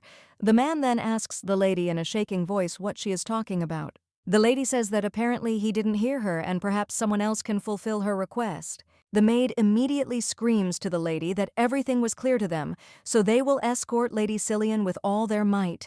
The woman immediately screams how dare they and let her go quickly. The Duke hears some noise and wonders where it is coming from. At that moment, he looks out the window, but he is shocked to see that his aunt is screaming for the maids to take their hands off because they are as ignorant as their mistress. The man thinks why they are sending her away. And at the same moment, he goes downstairs and asks his aunt what is going on there. The woman says she is so happy to see the guy and she made her. The wife gets a little reprimand for her terrible housekeeping. And now let him just see what she decided to do to her. The man wonders if she gave him a little reprimand. But when the Duke sees the main character, he is shocked because he sees a wound on her face. The woman screams that the lady never learned any manners in her entire life, and she simply had to teach her a lesson. The woman is about to hit the lady again, but at that moment the Duke cries out to his aunt, after which she stops and asks why he is suddenly yelling at her, but last time he didn't even bat an eyelash. The man then asks if she is talking about the last time, a little while ago, he held the sick boy's hand. The woman hit the main character in the face and screamed that this scoundrel had deceitfully married his nephew, so it's no wonder that even the maids despise her. The guy remembers all this at this time. And also how the lady claimed that she was fine and there was nothing serious about it, after which he even said that as he thought she was not particularly sensitive to pain. That's why now the guy just tells the aunt to leave, and when the woman turns to him, the young man then screams at her to get out of his family's sight. The woman immediately asks how he can. But the blonde grabs the main character and hugs her, screaming that this girl is the mistress of the house and his wife, and also Ruby's mother. Therefore, he will not allow anyone to insult her with words or actions. The guy also says that Cillian should be escorted out of the estate, after which the woman with a sad expression on her face enters the carriage, but the guy doesn't even look at her. When the aunt leaves, the main character immediately pushes the Duke away. The guy turns to Elena, and he claims that for a long time he behaved disgustingly and not at all as a husband should. The main character turns to him and the blonde guy kneeling asks, "Will it sound stupid if he says that he will try to atone for all his sins?" Elena replies that in her opinion it is stupid and not entirely appropriate, but she would like to know what made him change his attitude, and the guy claims that to be honest. And in his thoughts, he adds that it seems to him that if he lets the lady go, he will regret it for the rest of his life. But now he just says that it's already quite late and they can continue the conversation another time, after which the two part ways. The next morning, the main character is sitting in her office. The girl remembers the Duke's words that he behaved disgustingly and not at all as a husband should. Elena also understands that she cannot pull herself together despite all her misdeeds. The Duke did this for a reason, because Elena had deceived him from the very beginning, but her love for him was sincere, which is why she wanted to be taken into account and not treated like a soulless creature. And this desire is finally fulfilled, so the girl looking at her wrist thinks that the owner of this body was still alive. At that moment, someone enters the room and addresses Mommy. It turns out to be Ruby. And the boy holds out some toasts and also says that he heard Mommy skipped breakfast. The main character wonders if he did it himself and thanks him. A little while later, the lady is already eating at the table, and the boy asks if his mother is in much pain. The woman replies that not everything is as bad as it seems, and thanks the boy for asking. The young man claims that it must be very sad to feel pain and loneliness, and he looks at the boy a little sadly, but then claims that it will be closer to lunch. She has some free time, so the woman asks if he would like to go for a walk. The boy replies that it sounds pretty good, and the main character claims that it seems like he wanted to do something, and he wonders if he will tell, to which the young man asks if it is possible to visit the city center one more time. A little while later, they walk into town, and the young man looks at the dessert that is being sold. The girl asks if he wants to try, to which the young man replies yes, and the lady asks him to wait a second. Well, when she approaches the stall, she notices how one man tells another that he simply has to try this too. Elena understands that it is Cassian. The man at this time claims that he is treating, and his servant says that it is not about money at all. At this time, the main character realizes that she did not expect to meet him there. At this time, the merchant asks the next customer to come over, and the main character says that she wants a small ice cream cone. At the same moment, the crown prince wonders if she is Lady Ernion. After all, the girl thinks that this is a coincidence. The brunette at this time claims that he was thinking about her, but to be honest, he did not expect to see her there. The main character wonders if he thinks that these words are not particularly appropriate. At this time, the guy was saying that the lady shouldn't think anything unnecessary because he was simply surprised that after meeting her, he managed to get enough sleep. Elena asks if this is true and claims that it is such an honor for her, but at the same moment the guy notices a mark on the lady's face, and he asks what happened to her cheek, to which the woman replies that it was just an accident. The crown prince asks if this means that the lady will prefer to hide the truth from him. The main character understands that if you think about it, even noble ladies can get a slap in the face from another. However, Lady Cillian is still related to Ruby, and the guy at this time is interested in whether the lady would like to talk in a more private setting. The woman then asks His Highness for forgiveness but claims that she has an appointment. The guy asks if there is anything more important than serving the crown prince. And the woman replies that of course yes. The guy tells her that then, okay, the main character turns around with Ruby and asks them to forgive her. A little while later, the lady realizes that she thought they said goodbye, but why the hell are they following her? The lady turns to His Highness and asks if something is wrong and if he is going to follow them to the very threshold. At this time, the guy with a smile on his face says that it is not worth giving up halfway and asks if the lady is not safer this way. The girl then just turns around and moves on. The prince understands that Elena reminds him a lot of the high priestess, even though she tries to prove otherwise. He also knows that it is none of his business, but he cannot forgive the one who slapped the lady. The man already imagines how the Duke did it and thinks what an idiot he is. At this time, the Duke walks near the gates of the estate, and when he sees the main character, he immediately joyfully turns to her. The blonde man with a smile on his face claims that he was already starting to worry that she would miss lunch. But at that very moment, he sees His Highness and turns to him in shock and asks what he owes to such a pleasant surprise. The man replies that they were just seeing Elena off, but the blonde insists that people had already been introduced to her. The prince asks if he is talking about them and dares to suggest that they are not even able to protect their mistress from assault. Or maybe these two are too loyal to the one who allowed himself to do such a thing. The blonde immediately screams that no way, and his interlocutor says that it is clear, and while it seems to him that they are not competent enough for this job, he also turns to the lady and claims that he does not understand why she allows such pathetic people to surround herself and whether the thought of divorce has ever visited her. After all, he is even ready to help speed up the process if the lady wishes. The main character understands that, of course, she wants to get divorced again and cannot use the tiger's help to escape from the wolf. The girl immediately thanks the guy for his kindness, but claims that she does not deserve such mercy. After which he asks her to understand His Highness understands that even the manner of politely refusing reminds him of Sia, but he will not make the same mistake by putting her in an awkward position. The guy turns around and says okay, and he also hopes that next time the lady will be okay. After all, he wants to stay with her a little longer. When he leaves, the Duke looks at the main character with concern. And a little while later, as evening approaches, the girl is in her office filling out paperwork. The Duke knocks on her room door and then asks if the lady has a minute. The girl asks what happened, and the man replies that it's just curiosity, and he understands perfectly well that the lady has already decided to get a divorce. Elena understands that there is no point in denying it and claims that everything is so, but the guy asks if it is possible to find out why. The girl replies that this is all because she is unhappy and shows her wrist.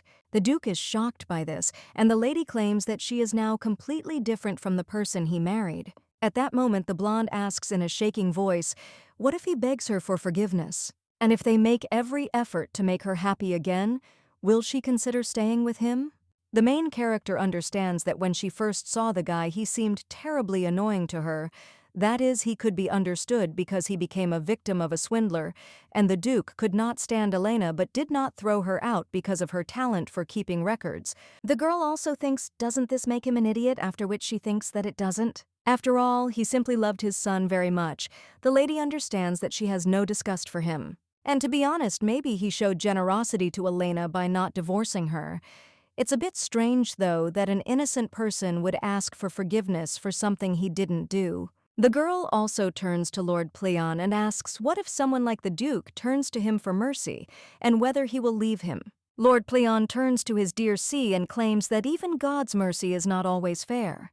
Not all priestesses were granted the ability to listen to him, although each of them sincerely believed and never doubted their views. Only she was given such an honor, so even he is not immune from prejudice against people. However, she still tries not to interfere in their fate, and the choice is always hers. After all, only the lady must decide whether she can bear this cross. The main character understands that she has decided to take the place of the high priestess and bear the burden of responsibility associated with the position. Her determination has not gone anywhere. The lady remembers everything that happened during this time and how the Duke has changed, and also understands that she herself should make the decision because she will then be responsible for them. When the lady opens her eyes, Pleon states that he believes the lady has already made her choice and that she should not worry, because no matter what, he will always be with his child. After which the main character thanks Lord Pleon. A little while later, the man cries out, "Did the lady fail? And how is that possible because the girl disappointed him terribly?" He also wonders if she can even imagine how much it cost him. Leona replies that she did everything she could, even setting Lady Cillian on them. But it seems that Elena was much more cunning than she thought. The man immediately screams that this is a lie, and the girl continues to come up with one excuse after another. "So let this brat get out of his sight." The lady immediately turns around and runs away with tears in her eyes. And her father screams and throws papers around. He understands that the future of his entire family depends on Leona's marriage to this lousy duke. 1 year earlier, the trader had given him a pretty convincing report of his income, and he had done a thorough check just in case, which confirmed his considerable wealth. Therefore, he decided to invest his entire family fortune into his business, along with their additional leverage. But just a month later, one of the servants in the Wolf's Violin told the master that he had terrible news, because the trader turned out to be a fraud. The man immediately jumped up from his seat and sent a knight after his soul, but the cunning man had disappeared without a trace. A little while later, someone approached the count and asked if he had been fooled. The bank employee claimed that he understood everything, but he was still obliged to repay his debt. The man understood that he even had to falsify records in the reports in order not to go bankrupt. And all this so that Leona would have time to seduce the Duke and then marry him. He knew very well how similar the ladies were to Ernion's late wife, and therefore thought that he could win a tidy sum from their union. The plan was good, but Leona was caught trying to make Elena look like a thief. And a little while later, the man received a letter from the Duke, demanding that he return all his funds if Lady Leona did not officially apologize to his wife. The man squeezes this sheet and understands that he needs to get out of this situation. After all, he must find a way to resolve what happened. At that very moment, Leona's father jumps up from his seat, and he screams for the servant to quickly follow him. The man immediately asks the master where they are going, and he screams that, of course, to Ernion's house. A little while later, someone approaches Elena and asks if she can spare a minute. In order to talk in private, the girl asks what happened, and the Duke claims that there is something she should know, because Count Hilson is going there. He also assumes that the man will try to fix everything that his daughter did. Elena replies that it is clear, but wonders why he decided to tell her about it personally and not send a maid. The man replies that, to be honest, he just needed an excuse to see her. After all, he had a feeling that the lady had been avoiding him since their last conversation. Elena claims that their relationship did not start as it should have, and that he subsequently developed hatred towards her. The girl also claims that she simply cannot understand such a sudden change in his heart, and her interlocutor says that the lady is right. After which he looms over her and claims that he hasn't yet fully sorted out his feelings. However, he can't let her go like that, otherwise he thinks he'll hate himself for it, and unfortunately he has nothing more to say now. When the main character wants to somehow object, the guy shuts her mouth and the lady understands that she has already made the decision to get a divorce. At this time, the blonde insists that the girl does not have to rush to give a positive answer, and to be honest, it seems that he himself is not yet ready to hear it, after which the guy approaches the lady, and he wonders if she understands him, but the girl thinks the state is sad. After all, getting consent for a divorce turns out to be not so easy. A little while later, the man claims that it is indeed such an honor to meet the swordmaster in person, so I can't even describe it in words. Before him is Sir File Rodrigo, and the king claims that he has heard the boy is looking for a worthy master whom he could serve. After which the man asks if he is suitable for his role because he is able to give him everything that the swordmaster wishes. The guy then turns to His Majesty and claims that he is afraid that false rumors have reached him. After all, he has no desire to serve under anyone. The guy understands that for everyone, he is just a tool capable of solving problems. However, the lady he met is the only person who saw him as a person, and only memories of her can warm him. A little while later, a guy with green hair. He approaches Melvin Afasor and claims he has a question for him. The blonde replies that he is incredibly busy, so he suggests getting straight to the point. The young man claims that last time he said that the soul of the high priestess Sia is still in this world. The man replies that yes, and that's all true. Otherwise, he would not have issued such decrees. One of them says that all arrested followers of false religions should be executed. Fail claims that the guy is simply crazy, but he wonders if he is crazier than the one who lived only in platonic relationships for half a century. The blonde also apologizes for talking about it so soon after his return. Well, they have one more task for him. The guy asks what they mean. The man replies that they need a night to arrest a fraudster who was evading taxes by falsifying his own financial statements. The guy wonders why, since Mr. Melvin is a powerful magician, but he just smiles and asks how one can be so ignorant. The blonde claims that the guy is needed so that this villain is not killed for his actions.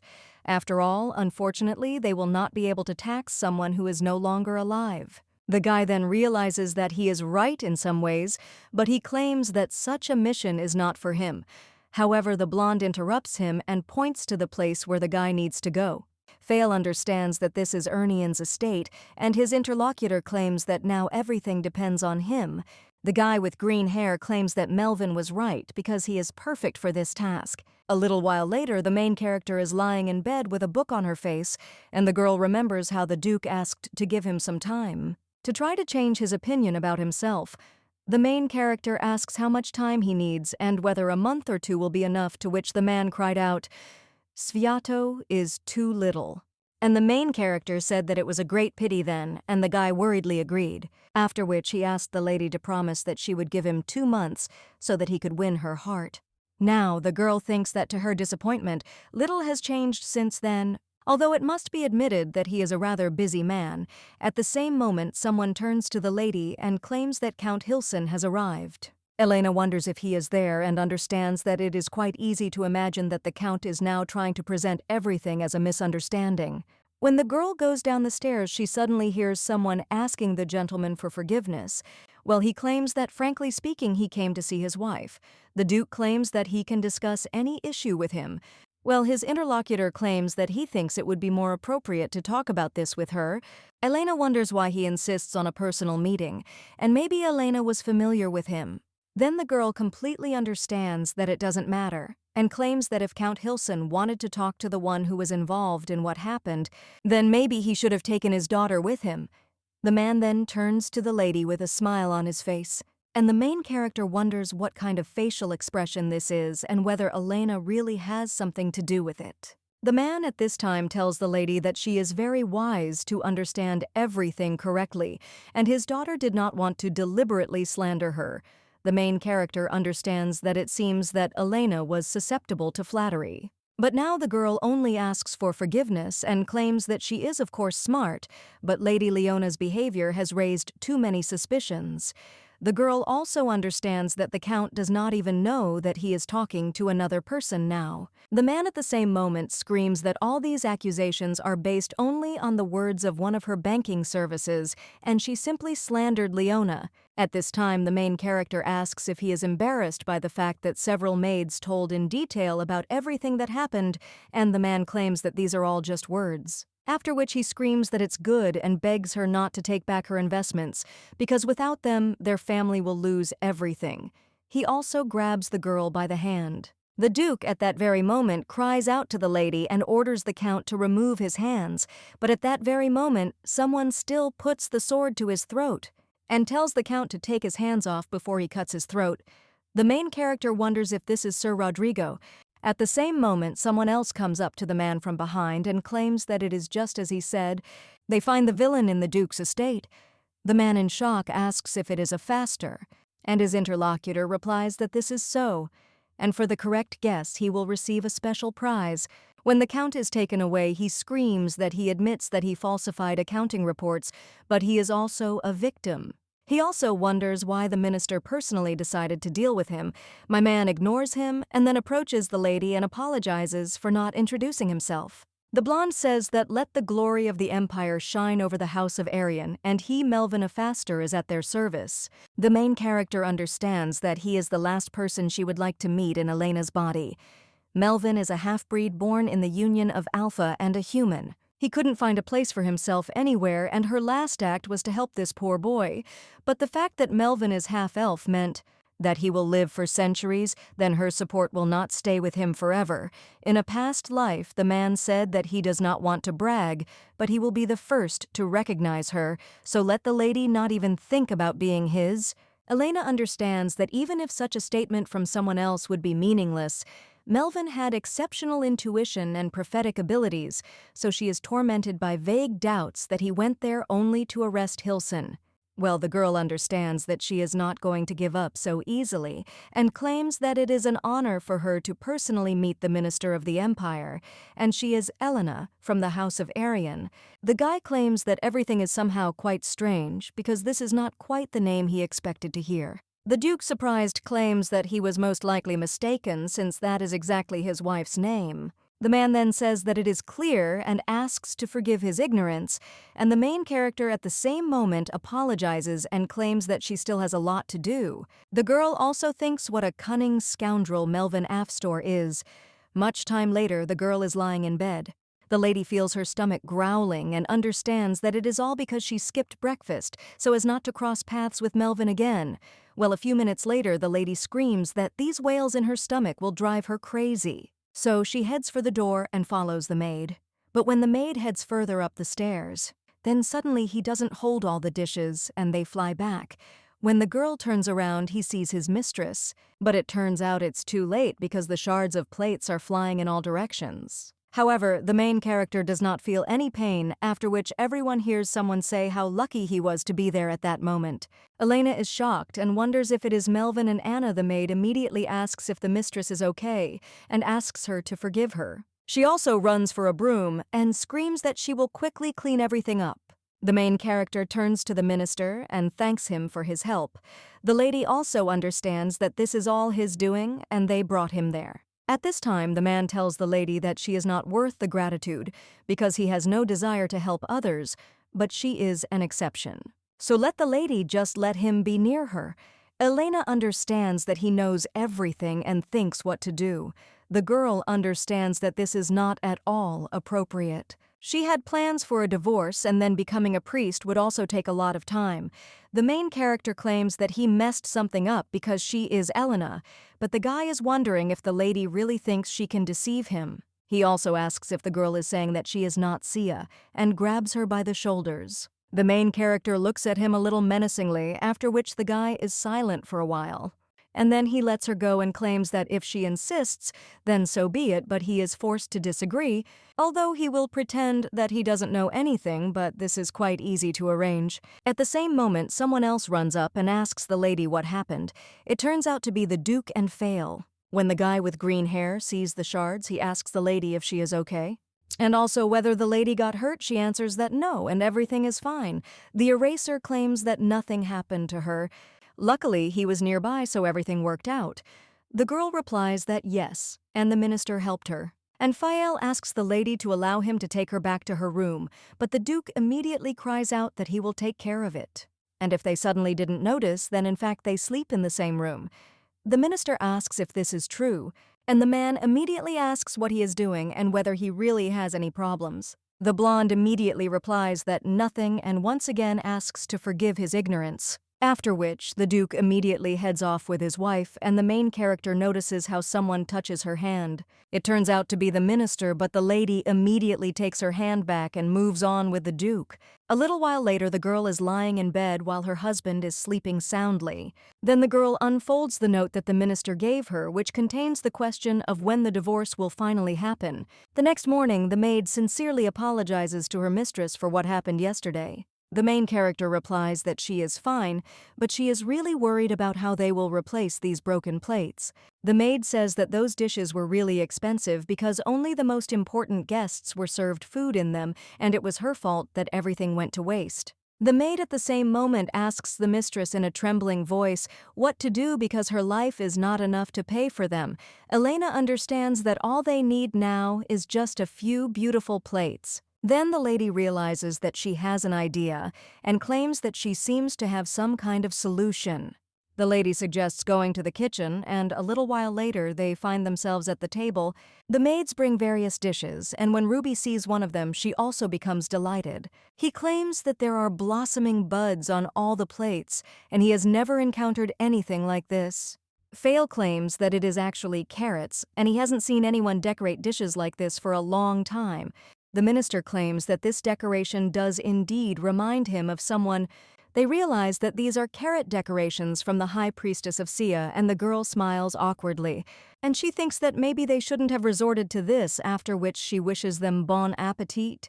A little while later, the maid thanks the mistress and claims that she not only forgave her for what happened, but also found a way out of the situation. And to be honest, she used to despise the lady because she never understood how she, who is a noble lady, could do child's illness for her own benefit. But now she knows that the lady must have had her reasons, and that in the end, she is her savior. The main character says okay and thanks her for such kind words. The maid then bows and asks the mistress to forgive her because it is time for her to go. When the main character turns around, she sees the minister in front of her, and he claims that the lady is, as always, incomparable. The main character understands that she needs to somehow avoid his company, otherwise she's done for. The girl also asks not to come so close to her because there are too many extra eyes there, but the minister claims that he does not see anyone nearby. But when the main character turns around, she wonders where everyone went 5 minutes ago. Fail saw Ruby yawning and claimed that the boy seemed tired.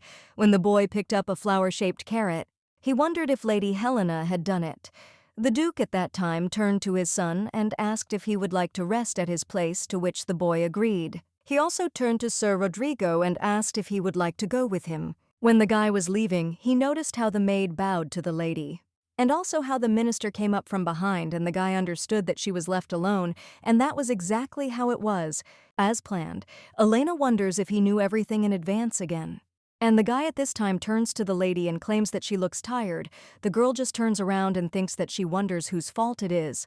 The minister at this time claims that it is probably because of the pestering Lord Playon, but he asks what the guy is talking about and did he really say that he is representing, and how he even had the courage to say such a thing. After which a storm immediately started in the street.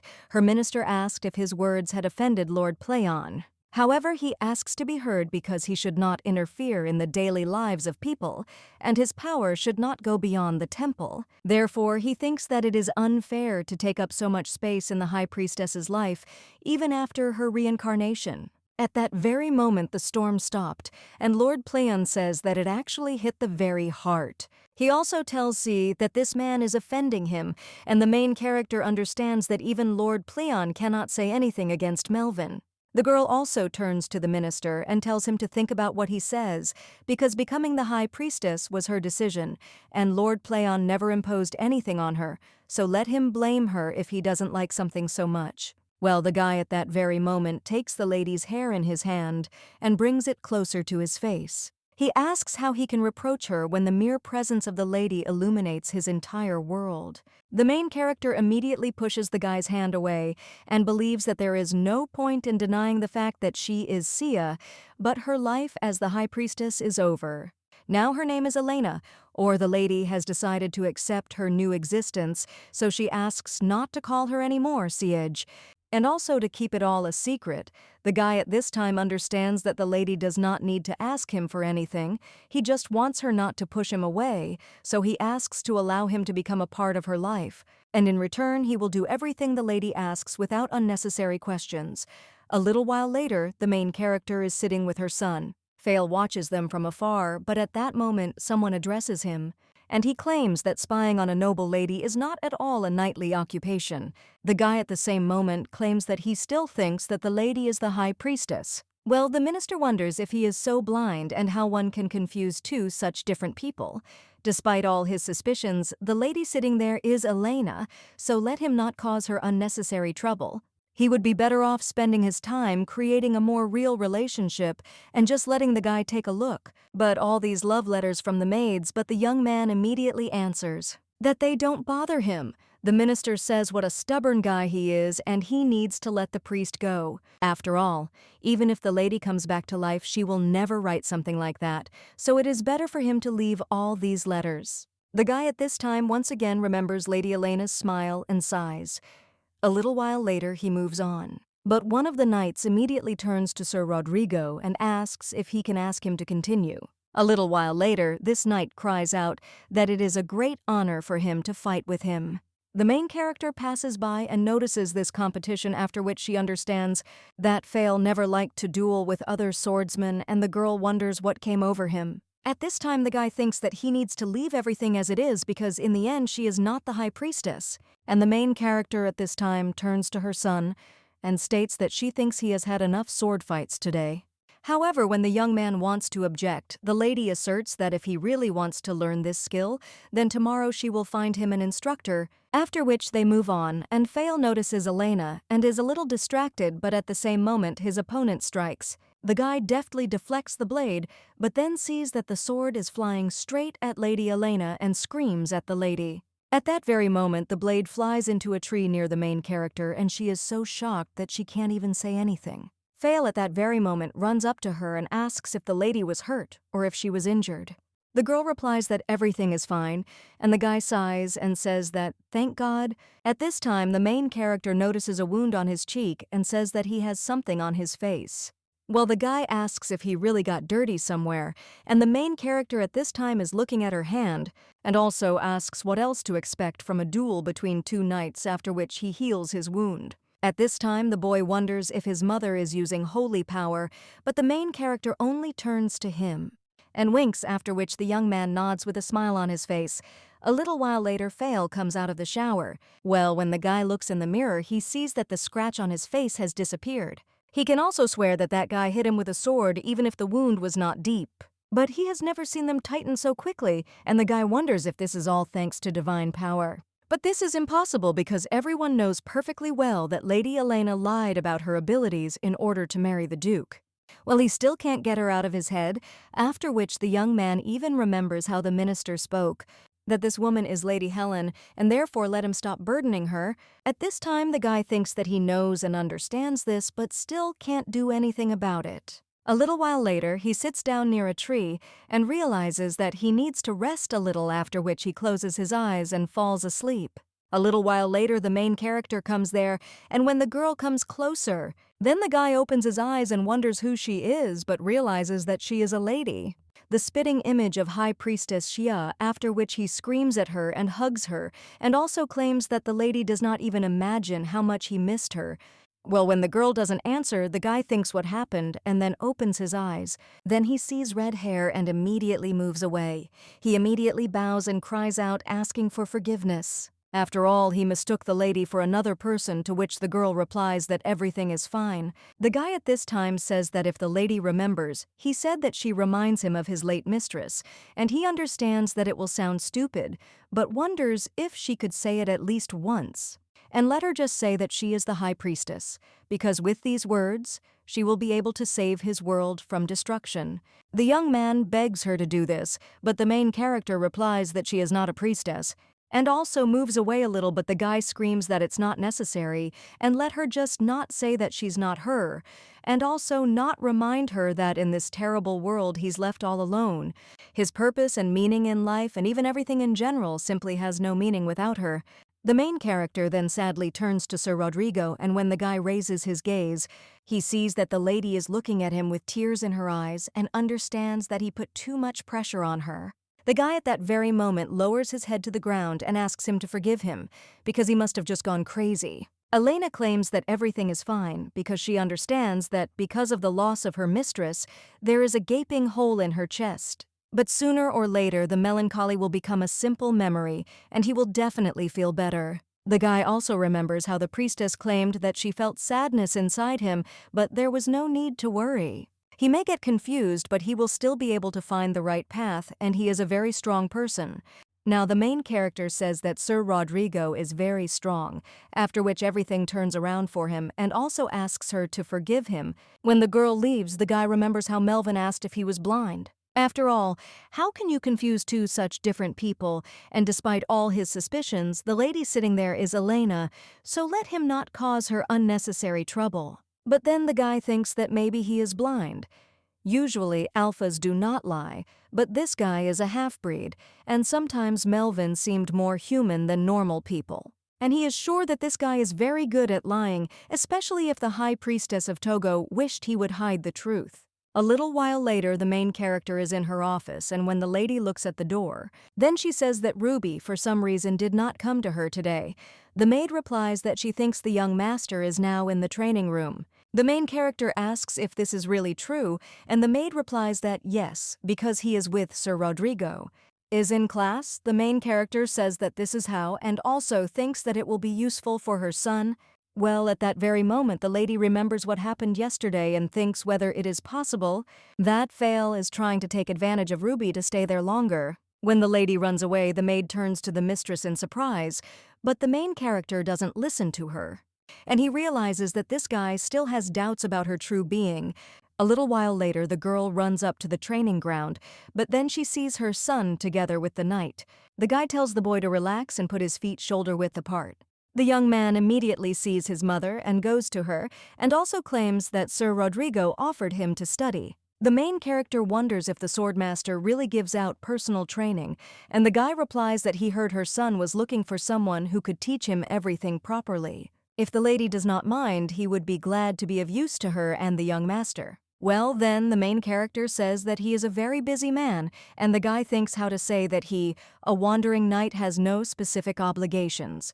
The girl says that the emperor might be unhappy that the swordmasters care about people like them, and not the ruling family, to which the guy replies that if it bothers her, then he asks to be allowed to study with her son, only for the duration of his planned visit, because he simply wants to repay the Urnian house for all its kindness. The main character understands that she cannot refuse him forever because he is like a puppy. And she also can't ruin Ruby's dream of studying with his idol, after which the woman says that it's fine and let it be so, and also asks him to take care of Ruby. At this time, he thanks his mother and claims that they will definitely take a walk with her after his classes. The woman replies that of course, and a little while later they are already walking through the garden. Elena asks if the guy isn't tired after all those workouts, and the boy replies that not at all, it was so much fun. He also takes something out of his pocket and claims that he almost forgot because Sir Rodrigo dropped this bow and maybe it belonged to his secret lady love. The main character looks at it and is surprised and understands that this is a bow for real. It once belonged to her, and one of the merchants insisted that it be given to her. Despite her refusal, one of them, the lady, took off this bow and also claimed that it was too pretentious for the high priestess. Then Fail asked to let him save it, and the main character gave the bows to him. The girl understands that he probably buried the bow ever since, and claims that if the guy doesn't mind, then she will probably return this little thing to its owner. The boy at this time is wondering if she is upset, and the guy with green hair at this time is looking for his thing everywhere. He wonders if he dropped it somewhere else, but at that very moment someone turns to Sir Rodrigo, and he hands him a bow and also claims that Ruby said that he found him after training. The girl hands him a bow, looking away, and the guy asks why she doesn't want to look him in the eyes now. The lady understands that she cannot even imagine how painful it was for him to hide his feelings all these years. Fail asks to stop treating him like that, and it would be better for the lady to despise him for being such a fool. Elena at the same moment asks how she can despise him when he has done nothing wrong. And the guy takes the bow from her hands and claims that he promises that from this moment onwards he will never bother her, and also swears that now she has nothing to worry about. The main character claims that she has one question, and she is interested in why he is so persistently trying to find someone. After all, she has such a feeling that he doesn't mind putting his life on the line for this. The guy at this time thinks, isn't it obvious? He still lives under the same sky that the priestess once did and stands on the same ground that she had to walk on, after which the young man becomes interested in how he can forget her if everything around him reminds him of her name. Melvin at this time watches everything from the window, and a little while later when the main character returns to the estate. Then the guy turns to the lady and asks if she could spare him a minute. A little while later, they are already heading towards the gazebo in the garden, and the elf says that it seems that Rodrigo is not giving the lady a break. The girl replies that yes, and he suspects that she is the high priestess. The minister says that then he should be pushed away quickly, but the girl stops him, and he claims that such an obvious reaction will only strengthen his doubts, so for now it's worth leaving everything as is. The girl sits down at the table and then pours herself some tea. The blonde at this time claims that then he should ask, could it really be she who cured Rubio of his illness? The girl replies that at his age boys are supposed to frolic in the garden and not lie in bed all day long. But the blonde claims that she knows that in such a situation, a constant replenishment of divine power is required, and it is possible that she has just changed her mind about divorcing the Duke. The girl replies that no, and even Ruby's illness is not able to stop her, and besides, on her part, supporting the marriage while being the high priestess would be a terrible deception. The elf then wonders why he shouldn't tell the Duke everything and let her just tell him that she is not really the one he married. The girl replies that this will not happen because the Duke married someone he did not even love, and he did it for his son. Ruby's condition is so severe that ordinary priests can only relieve his pain. She can give this boy a chance to lead a normal life. If the Duke finds out about everything, the lady asks if he will let her go so easily. She will not refuse a divorce, so the minister can rest assured and trust her. After the lady leaves, the guy claims that he is simply interested in when they will get divorced and whether he will be able to somehow attract her attention. The Duke is watching everything from behind the bushes at this time. He is the main character. A little while later understands that Melvin really kept his promise because he did not tell anyone who she really is. But his prophetic abilities became more and more annoying because he knew every day when the ladies left the office, and also when something bad could happen to her, and when she wanted to go for a walk. Elena understands that because of this she was not able to avoid him at all. Although the Duke said that Melvin was only a minor inconvenience in reality, the minister irritated him terribly. A little while later, the guy said that he had never even thought that the lady and Mr. Afaster were so close. The main character replies that everything is not like that at all, and she thinks that he was simply tired of the routine in the government and that he did not want to amuse himself in their estate. At this time, the blonde repeats the words, "He will amuse himself," after which he asserts that if so, then it is worth paying more attention to their dear guest. And she couldn't bear this burden alone. Then the Duke accidentally came to the lady, and in the process she managed to learn a few facts about him. He really likes the tea room for its calm, peaceful atmosphere, and nothing can distract him from enjoying the aromas of various hot drinks. The lady also understands that the only problem is that he is not the only one who wants to spend time alone with her. A little while later, the girl is already sitting in the garden and watching as the minister and the Duke exchange menacing glances. At this time, the blonde asks if Elena would like to try her favorite dessert with tea. And Elf says that, frankly speaking, he knows a place where they sell much better cakes than this one, and asks if she would like to go there right now. He also says that he hopes the sir won't mind, and the guy replies that he shouldn't forget that he is still the lady's husband, so let him get lost. At the same moment, these two turn to Elena and claim that it is up to her to decide, and the girl understands that she would just like to take a walk with Ruby. At the same moment, the lady hears Pleon's voice, who claims that if you think about it, then in his opinion they are both disgusting.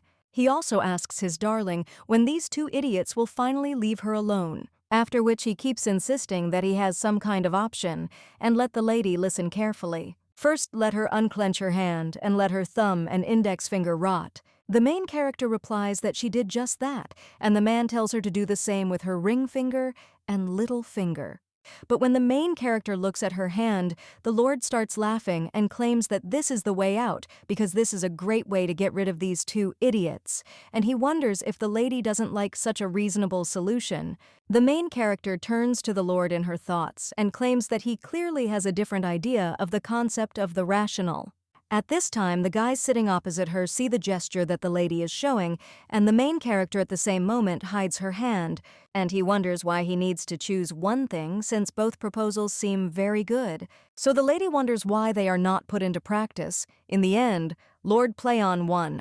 That same evening, the man asks if the lady sees because he said that his method should work, and the main character understands that she did not have to eat cake with either of them because they both referred to some urgent matters. At this time, the Lord claims that if these idiots start to stick to her again, then let the ladies just use his solution to the problem, and the main character understands that she needs to focus on work. When the girl looks at one of the sheets, it says there that it was a great honor for them. If the lady were to choose the flower of the year during the upcoming festival, and the girl realizes that she seems to be offered to act as a judge at the flower festival, the girl also understands that this letter reminded her of her old house in which the scent of flowers never disappeared. Her room was located at the very top of the eastern tower of the temple, so in the mornings it was always filled with sunlight and the wonderful smell of blossoming plants. The girls are also interested in who got this place when she left the post of high priest. The girl also asks Lord Playon if she can find out something from him, to which the man replies that of course because he has never refused her.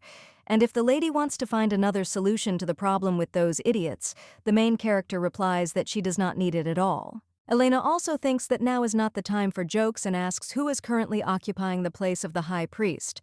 The man replies that it is the very child she chose. And the girl understands that then it must be Kellyan, and therefore this is encouraging. The main character remembers how the man turned to the high priestess and asked how he could live without her, since they all so desperately needed her patronage. Elena understands that he was reliable, the receiver albeit rather soft, and also relying too much on her support. The girl asks how he is doing and whether he is doing a good job in his opinion. Well, her interlocutor is just silent, and the main character asks if he is still there, but there is no answer. The main character immediately screams why he is silent and asks only not to say that this man also suffers from the same condition as Phael and Cassian. At the same moment, the Lord replies that frankly speaking he is doing quite well, and the girl says that she is very glad to hear this. Lord Playon answered the question that was bothering her, and watching Phael, Cassian, and even Melvin suffer from her absence would be too painful. So to know that someone was able to cope with what happened and move on with their life is a relief, and she thinks that means she has one less thing to worry about. The next day, the lady set out on an expedition to the Urnian family's holdings. The duty of the family is to ensure the integrity and safety of the people and lands under the rule of the feudal lord. Most of the farm's inhabitants make their living by growing wheat. Even though she had to accompany the Duke since she was his wife, to be honest, this test did not particularly interest her. When the lady saw a boy coughing, she handed him a pear and claimed that they were good for colds. But at that very moment, his mother said to the lady that they did not deserve such expensive fruits, and the girl replied that in that case, it simply had to fall into the hands of those who needed it. After which, they thanked her. A little while later, the girl goes to other people and claims that she heard that they are caring for a seriously ill relative. She then hands over a precious stone and asks to use it to quickly cure a family member. The man immediately asked the lady how they could repay her for such generosity. And the girl understands that in fact it was a bribe disguised as official assistance from the House of Urnian. The lady also asks to keep this a secret from her husband and understands the reason why she did this. It is concluded that she wanted everyone to remember the kind Elena, thus she added good memories about her. The lady understands that this method has already begun to change the perception of people in the house. One of the maids turned to another and claimed that Lady Elena had changed a lot, and the aura enveloping her was not at all the same as before. Another maid answered from there because now in the house there is an atmosphere of warmth and hospitality, and her interlocutor claims that sometimes it even seems to her that she herself wants to be dependent on her. At this time, one of the maids tells the others to take a look because Minister Aphastor is there, and he with their mistress. They have been spending a lot of time lately, and Lady Elena is probably very tired of such a large flow of guests. The other maid replies that yes, and they laugh together, but at this time someone looks out from behind a tree.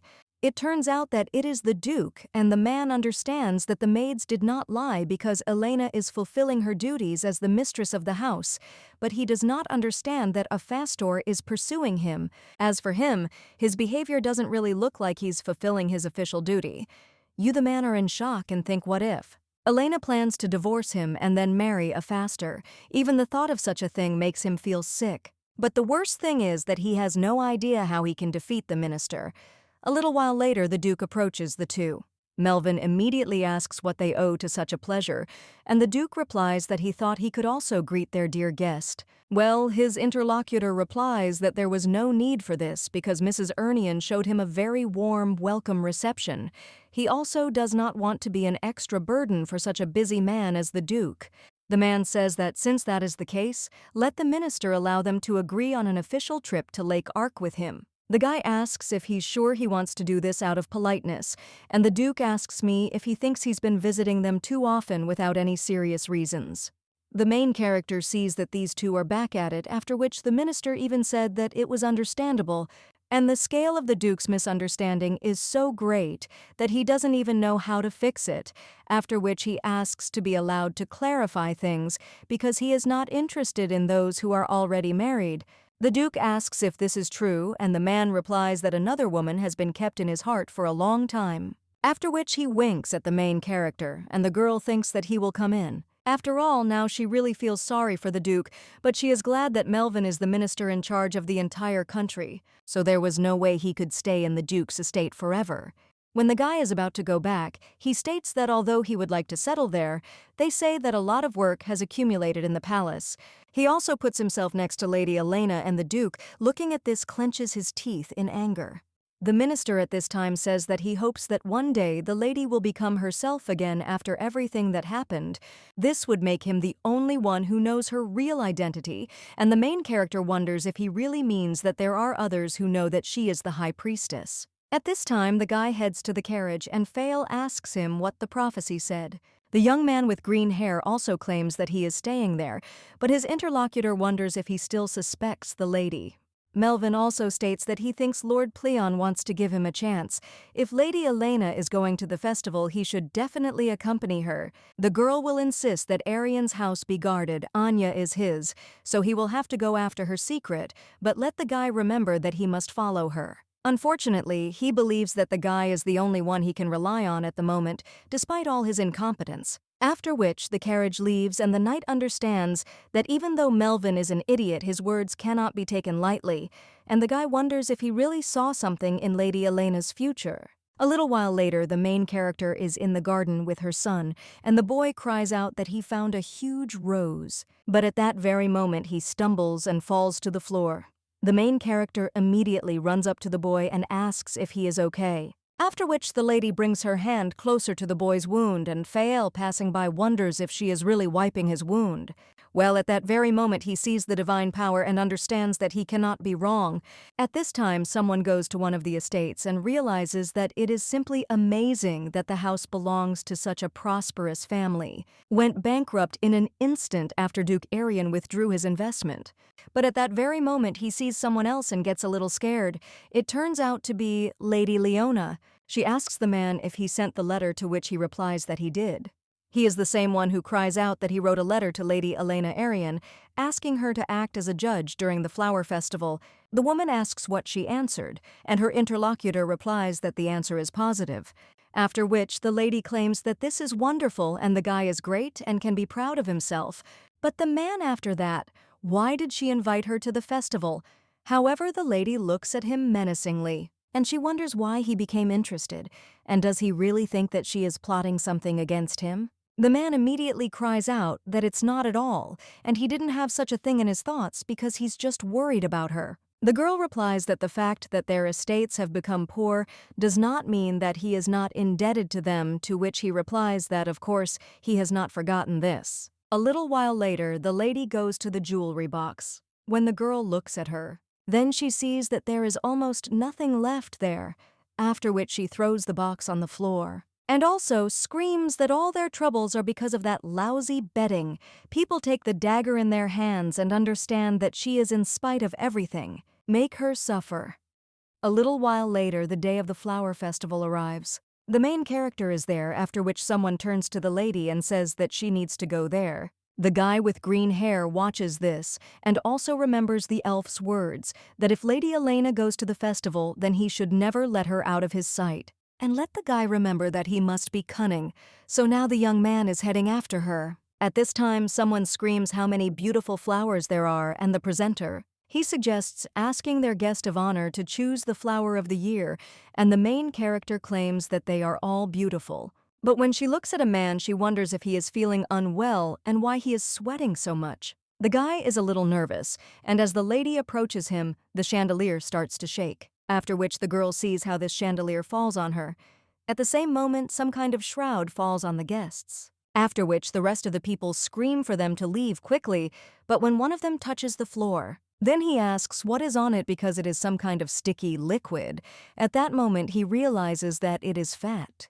Leona stands at this time with a candle and smirks, after which he throws it onto the fabric. At that very moment, people scream that a fire has started and that everyone should save themselves. After that, people start running away. One of the men thinks that this girl has completely lost her mind while the main character is trying to come to her senses. Lord Playon turns to the lady and claims that she must get up because if she goes to the west, she will be able to get out. The main character realizes that her head is spinning and she wonders where the west is, after which it completely collapses, but at the same moment, Fail grabs her and screams that the lady must go with him.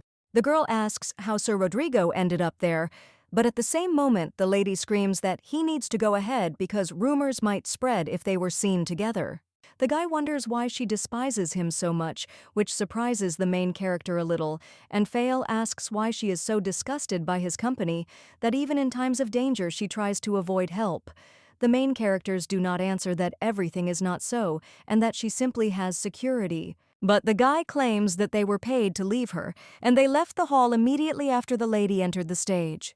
That's why he asks to let her help because he knows her true nature. The lady can continue to fool him, but he still asks her to get rid of him, pushing him out of her life because he simply cannot survive without her. After which the main character gives him her hand and they head towards the exit. But at that very moment, the ceiling begins to crack and then collapses on them. Fail looks at all this with confusion, but at the same moment, the lady's hand begins to glow, and the girl wonders if this is really her divine power. A shield forms around these two that protects them, and the main character wonders if this is the work of Lord Playon. The Lord at this time suggests that the lady admire him later, but now let her move her legs faster. As they move on, the girl thinks that it is simply impossible for the building to collapse so quickly, and most likely someone damaged the structure beforehand. Then the main character starts walking slower because she realizes that it seems she has used too much divine power. Fail at this time apologizes for the rush, but claims that otherwise they will end up trapped. After which he takes it all in the lady's hand and runs with her to the exit. The girl grabs onto him. After which she realizes that, looking back, she remembers that something similar happened in her past life. Once someone even set fire to the temple because they refused to treat the elderly parents of that man. Only he didn't know that even the divine power can't cope with old age. When there was a fire there, the girl screamed for the sick to be taken out of the temple first. At that very moment, the lady began to cough from the smoke that appeared during the fire. But at that very moment, someone grabbed her and claimed that it was now time for the lady to leave, so the guy asked her to follow him. The main character understands that Fail has not changed at all. She wanted to free him, but perhaps it was not for his good. And to calm her soul, the lady understands that it is apparently pointless to hide her identity any longer. A little while later, the swordmaster looks out of the window, and the main character is interested. Why did he bring it then? Her in the guest house and really worry about safety in Arian's house. The guy replies that it is impossible to say for sure whether the rest of the security was bribed. And frankly speaking, he recommends to temporarily take refuge in Afaster's house. The main character understands that the guy has knelt down, and he doesn't even want to pretend that she is not the high priestess. The girl claims that perhaps such an option would solve the problem, but she does not agree because her presence in the minister's house without an official invitation could lead to a lot of rumors. She would not like to put a spoke in her own wheel in the event of a possible divorce. Fail happily asks, "Does it only mean that the lady was planning to break up with the Duke all this time?" Elena asks why he was so happy about it, and the guy claims that the lady can of course condemn him for his selfishness, but the news of her desire to get a divorce made him very happy. So he intends to make every effort to become her life partner in the future. The main character remembers asking the guy if he was going to stay in the temple until the end of his days without marrying anyone. The girl also said that it turns out that not only she will not have a chance, but the others will too. And the swordmaster claimed that then he would like to stay and become a support for her, but if he is not allowed to be nearby, then let the lady at least allow him to be in her shadow. The girl once again notices that he hasn't changed at all. The only thing that has changed is that he hasn't changed at all. So this is what she now knows about his feelings. Well, at that very moment, the girl hears some sounds, and when she looks out the window, then he sees people in robes and asks if this is really what she thinks. Fail replies that it is some kind of cult of pseudo-religion, which Melvin tries so hard to eradicate. The main character wonders if this is really true. And the guy replies that they promise to revive the undead and ensure eternal life, thereby increasing the circle of their followers. Elena claims that it sounds pretty terrible, but then she sees red stripes. The lady understands that these people are followers Arbus, the very same evil god whom Lord Pleon defeated and sealed. They are known for their atrocities, and one of her tasks was to stop the influx of people into their cult. There is even a taboo among priests not to use pens with red nibs because it reminds one of Arbus and his followers. The girl also claims that she simply cannot believe that they are allowed to walk around the streets like this, but at that very moment the hood of one of the participants flies off, and the main character is shocked and wonders if this isn't Raven. The girl understands that it is definitely him, and the guy is the junior priest because she personally approved his ordination. The lady immediately runs out and claims that they need to find the priest they just saw, and Fail screams that he will take care of it, so let the lady stay there. At this point, the Duke screams in shock. Did the building collapse because of the fire? He also asks if there is any news about Elena, and the servant replies that so far none of their knights have arrested the festival organizers. The man screams to be brought in right now, and a little later, he, with tears in his eyes, claims that he really doesn't know what happened and that he was just following the woman's orders. The guy asks what he's talking about, and the man replies that he is talking about Lady Hilson. The man is shocked and wonders if this is really all that happened. Leona's cunning plan against Elena. At the same moment, someone is heading for the main character, after which he raises a dagger at her. It turns out to be Leona, but at the same moment, the main character stops the girl's hand. Leona says how sweet it is that the lady decided to send her bodyguard away and she is such a stupid girl. She also claims that she will not put her into eternal sleep because a life filled with suffering would be a fitting punishment for someone like her. And so when a girl asks if it's worth it to make do with just one of her eyes for now, or better yet, work on her filthy mouth, after which Leona screams outright that her life turned into hell because of her, therefore she deserves no less than the suffering that befell her. Fael grabs the guy and then thinks where Lady Xia went up to, after which he hits the guy in the stomach and throws him over his shoulder. At this time, Elena defends herself from the dagger, and when the guy sees this, she immediately throws it at the guy and heads towards her. The main character understands that he abandoned Raven like that on the street. I suspect that she can cope with the current situation herself. The girl claims that people often misunderstand everything because it seems to them that a noble lady is not able to protect herself without the help of others, after which she squeezes Leona's hand so hard that she screams in pain. The girl thinks that as the high priestess, she has had to deal more than once with desperate patients trying to achieve healing by force. Fail at this time inquires about the lady's okay and grabs Leona so that she doesn't attack again. The girl screams to get her hands off her because as a master you can't have the audacity to treat a girl so rudely. And it's just so strange that he's hanging around her like that. And now she's sure that the two of them have a closer relationship. The guy immediately takes his sword out of its sheath and then says how low it is for her to make such absurd accusations. When he passes the blade near the lady's face, she gets very scared. The guy at this time understands that he needs to follow the person he considers right supporting him. Fail claims that he is merely following the teachings of his master, nothing more and nothing less. The main character understands that the guy hasn't changed at all, but at the same moment she notices that Raven has disappeared. Fail, seeing where the lady was looking, claims that the guy apparently ran away while they were dealing with Lady Leona. It seemed to him that he would be out for a long time, so the swordmaster asks him to forgive him. At this time, the main character suggests returning and speaks to Lady Leone. Now she can't get out of it because she'll have to pay for her actions, and she won't let her sentence go for what the girl did this evening. A little while later, the Duke comes to the building and looks at it in shock. He also wonders where the guards who accompanied Elena went, to which the servant replies that it seems they left this place immediately after the lady was invited onto the stage. 3 different people agreed in their testimony, and the man wonders if the guards were bribed and if this is Leona's doing. But he doesn't understand what made the knights do this, especially after the girl lost all influence because of the incident with Anna, and maybe someone else was involved in this. Well, then the man understands that something else is more important now, after which he cries out to Elena and asks her to answer if she is there. The guy understands that the lady is a strong girl, and she managed to hold her head high. Even when everyone pointed fingers at her, he refused to believe that she was just taken away by fire. The Duke immediately falls to the floor and screams that this cannot be and is simply impossible. His aunt comes up to him at this point and says what a poor guy he is. She also claims that Helen only got what she deserved, and apparently she angered the gods by desiring that which was never worthy.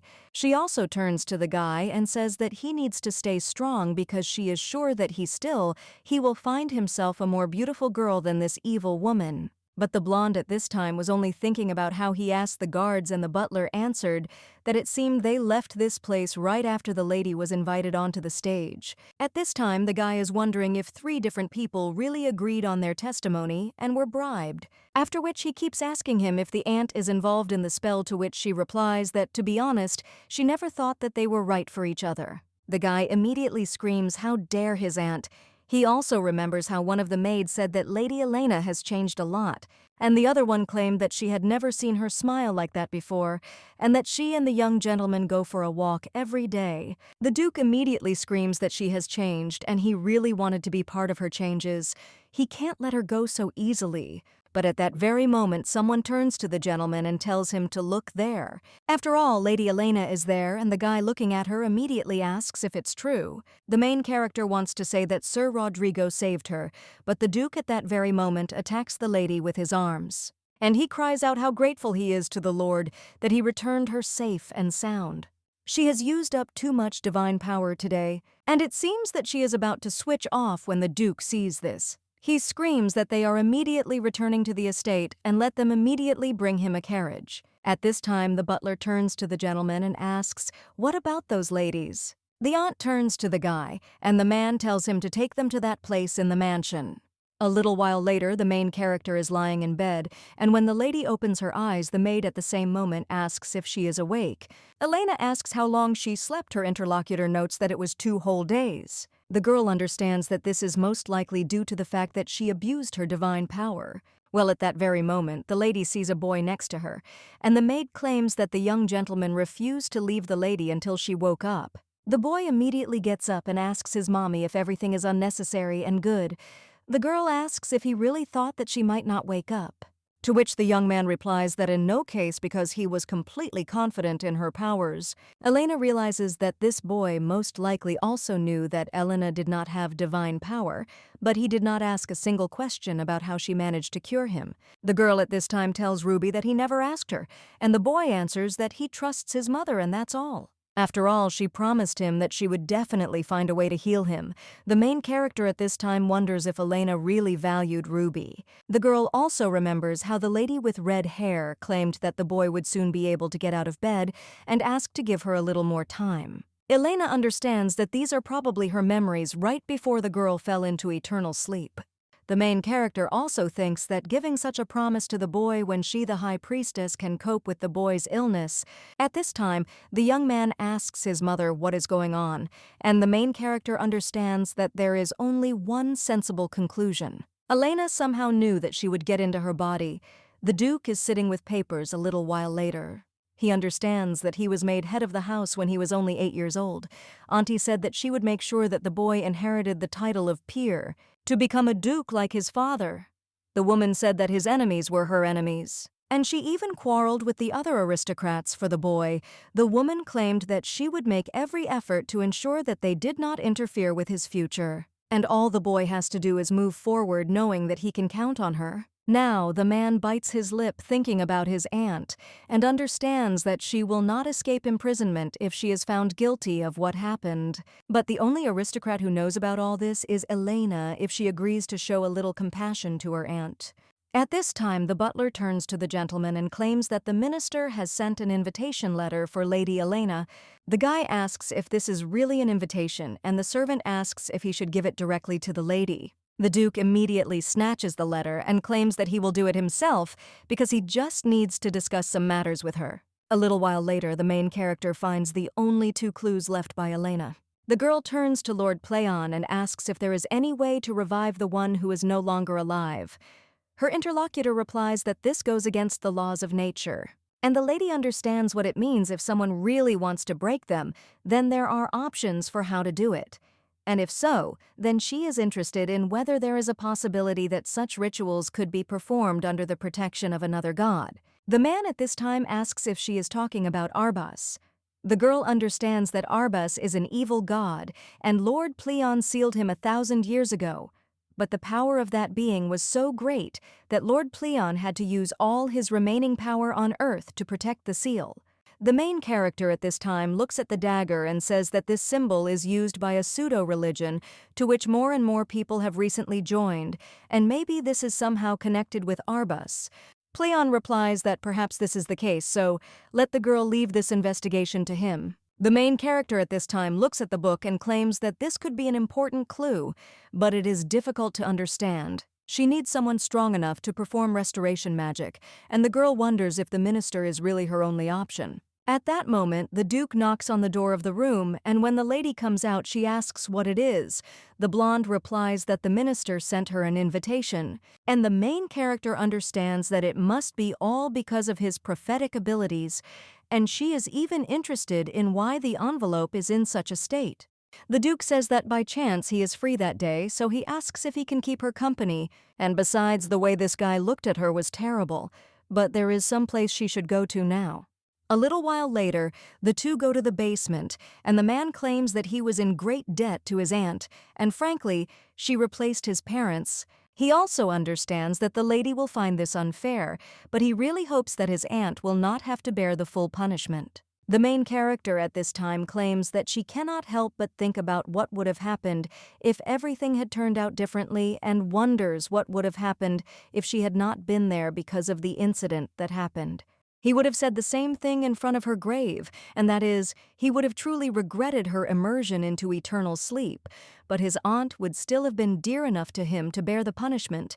The guy doesn't even know what to answer to this, but the main character says, okay, and she will forgive her. The Duke happily asks if this is true, but the girl replies that only on one condition. The girl claims that she wants him to give his consent for divorce. The blonde asks if he really has to choose between her and his aunt now, and the girl claims that Lady Cillian most likely planned all of this out of hatred for her. If she is not punished to the fullest extent, something similar may happen again. Then the only safe way out for her is to leave Arian's house. A little while later, the main character turns to Lady Cillian, and he asks how it is for her to be there, but the woman only looks at her menacingly in response. From their first meeting, she did not like her. She immediately understood that her excessive greed would destroy the entire house of Arian. Her impulsive nature only added to the risk, but now she seems like a different person, assessing the situation soberly instead of tearing and throwing everything and everyone. Honestly, she has a feeling that her nephew is the most confused, and the woman wonders if it is possible that the girl is the same Elena that she once knew. At this time, he only smiles and wonders if she really believes that this has any meaning now. After this, the woman only smiles sadly and claims that the lady is right because none of this matters. After which, the main character turns around and the woman just starts laughing madly. A little while later, the butler asks if the lady called him, and the girl hands him a paper and tells him to give it to her husband. The man asks if these are divorce papers, and the lady claims that he must deliver them personally and asks if everything is clear. The girl understands that while she was preparing these papers for divorce, she found out that Elena, she was not only very rich but also quite influential. She was a girl of noble birth, born into a respected family with the title of Countess. So the main character looks in the mirror and thinks how much of an idiot in love you have to be to voluntarily give up all these privileges for the sake of marriage. Lord Playon is happy at this time and says that the time has finally come for a divorce, but he is already sick of this duke. At this time, the main character says that she understands why the Lord did not like Melvin. Well, she wonders why he hates Theron so much. The man replies that he avoided making a decision and was unable to choose between losing the girl and his aunt's deserved punishment. The Duke always tries to avoid responsibility and is a real coward. Everyone makes mistakes in their lives, but few are willing to take responsibility for what they did. The principle of cause and effect is just a law of nature and does not tell the main game what it understands. She also asks if there is any information about Arbus's followers. The man replies that there is nothing yet, but there is something very suspicious. It seems that someone has limited his ability to look into any corner of the world. So, the lady better try not to go to those places. After all, even he won't be able to protect her there if something happens. A little while later, the girl goes with the Duke in a carriage and looks at him menacingly. The lady asks if he has received the divorce papers that she handed over yesterday along with the butler. But the Duke replies that he didn't have time because he had business with the estate, so let the lady wait a little longer.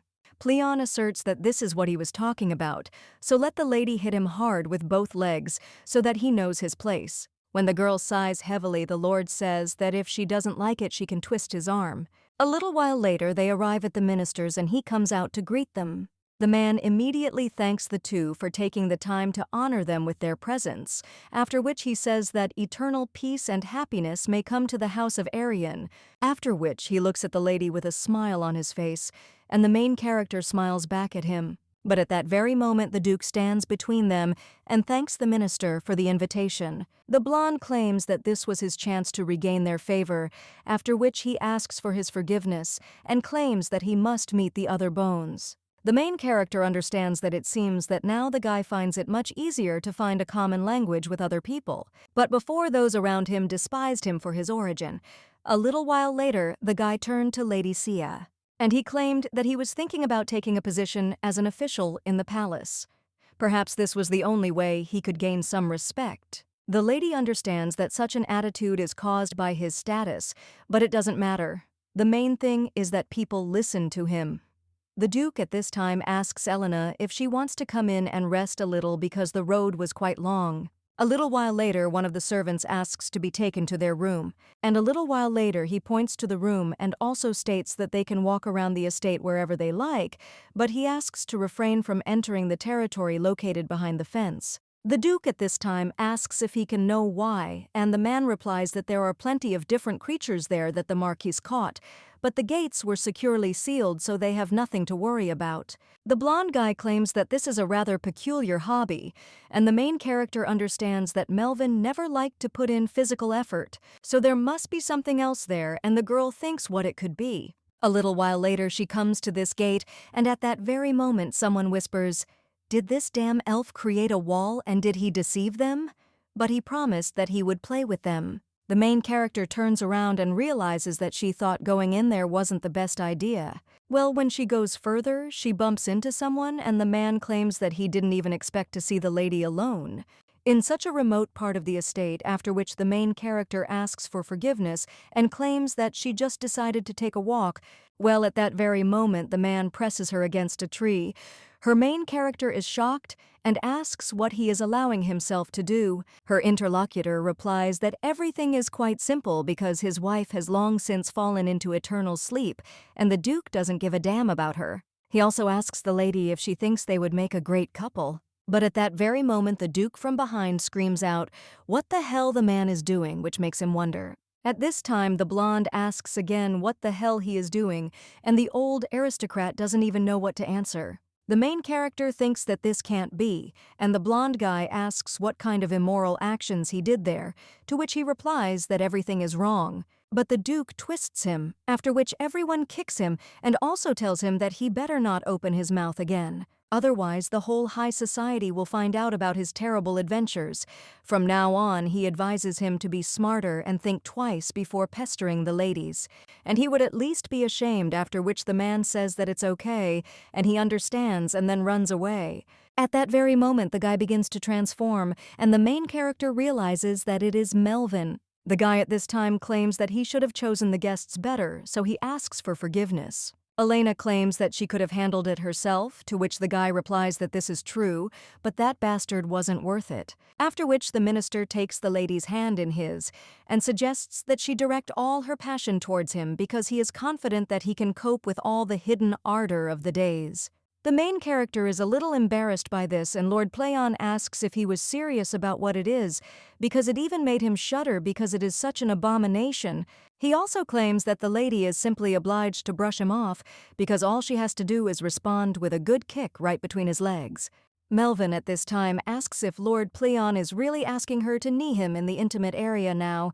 He also claims that it is even funny because the deity who likes such brute force is called the God of Peace, so he is not particularly surprised that their existence is full of injustice. The main character at this time does not hear an answer from Lord Playon and whispers, "Will he really not even say anything about this?" But he only gets angry, after which the minister laughs, and the main character understands that even Lord Playon has lost the gift of speech. A little while later, the guy looks at the book and wonders if this is the item that brought the lady to him. The girl replies that she would like to know its exact contents and wonders if he will be able to restore this book.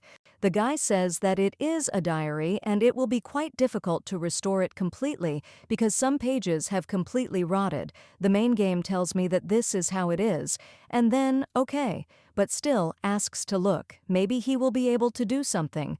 The blonde says that the lady does not need to beg him because he wants to be useful to her now and in the future. After all, in the future, the more he helps the lady, the more credit of trust he will have. And in the end, this can increase the chance of winning her heart. After which the guy says that he will not delay and begins to restore the diary. He also claims that unfortunately restoring items has never been his strong point, so this is all he can do. The main character happily looks at the sparkling diary, while the blonde man wonders if he should start apologizing already. A little while later, he opens the door and says that he will leave her, and then they will meet in the dining room for dinner. When the guy leaves, the main character immediately opens the diaries and begins to read it, but a red feather falls out of it, and the girl thinks that in this case, Elena could be connected with the cult of Arbus. So the lady reads the diary until the evening and understands that having reached the middle of the diary, she still has not found any mention of Arbus. The conversation there was about the daily routine of a dose of courage with the Duke, and the girl understands that perhaps the lady has become a follower of a pseudo-religion. After she got married, despair and disappointment push people to terrible and thoughtless actions. When the lady comes out of her room, she sees the Duke who holds out his hand to her. The girl looks at the other people and holds out her hand to him in return. The lady realizes that it is time to leave their feud while they are in front of other people. She sees through this slug but will not touch him yet. A little while later, they find themselves in the hall. But at that moment, someone claims that he does not see the host of his dinner at the head of the table. And where did he go? But at the same moment, the guy says that he is glad to welcome the Duke and Duchess again. Unfortunately, after he met all the honored guests, he was only able to find a place on the edge. The main character thinks what a blatant lie this is. One of the women at this time asks the gentleman where Viscount Rappel is. The guy at this time asks if he really left them without even warning him, and that it was so rude of him. Elena understands that something tells her that he contributed to this. At the same moment, the guy raises his glass and claims that today will be 30 years since he was awarded the title of Marquis. Unfortunately, he has no family there, and he cannot celebrate this moment with them, so he arranged this reception, inviting them all. At that moment, one of the aristocrats cries out for him to marry because they say that the royal person of the neighboring country has had her eye on him for a long time. The guy at this time asks, how dare he? Because the one he loves will spend only a small part of his life with him. Lord Playon at this time says what a brazen liar the guy is, and he hasn't forgotten that heresy he told Sia. The guy at this time says that in any case, he thinks that we need to celebrate this and not immediately start drinking. One of the women turns to her daughter and tells her to stop being so shy and at least greet Minister Melvin, to which the girl agrees.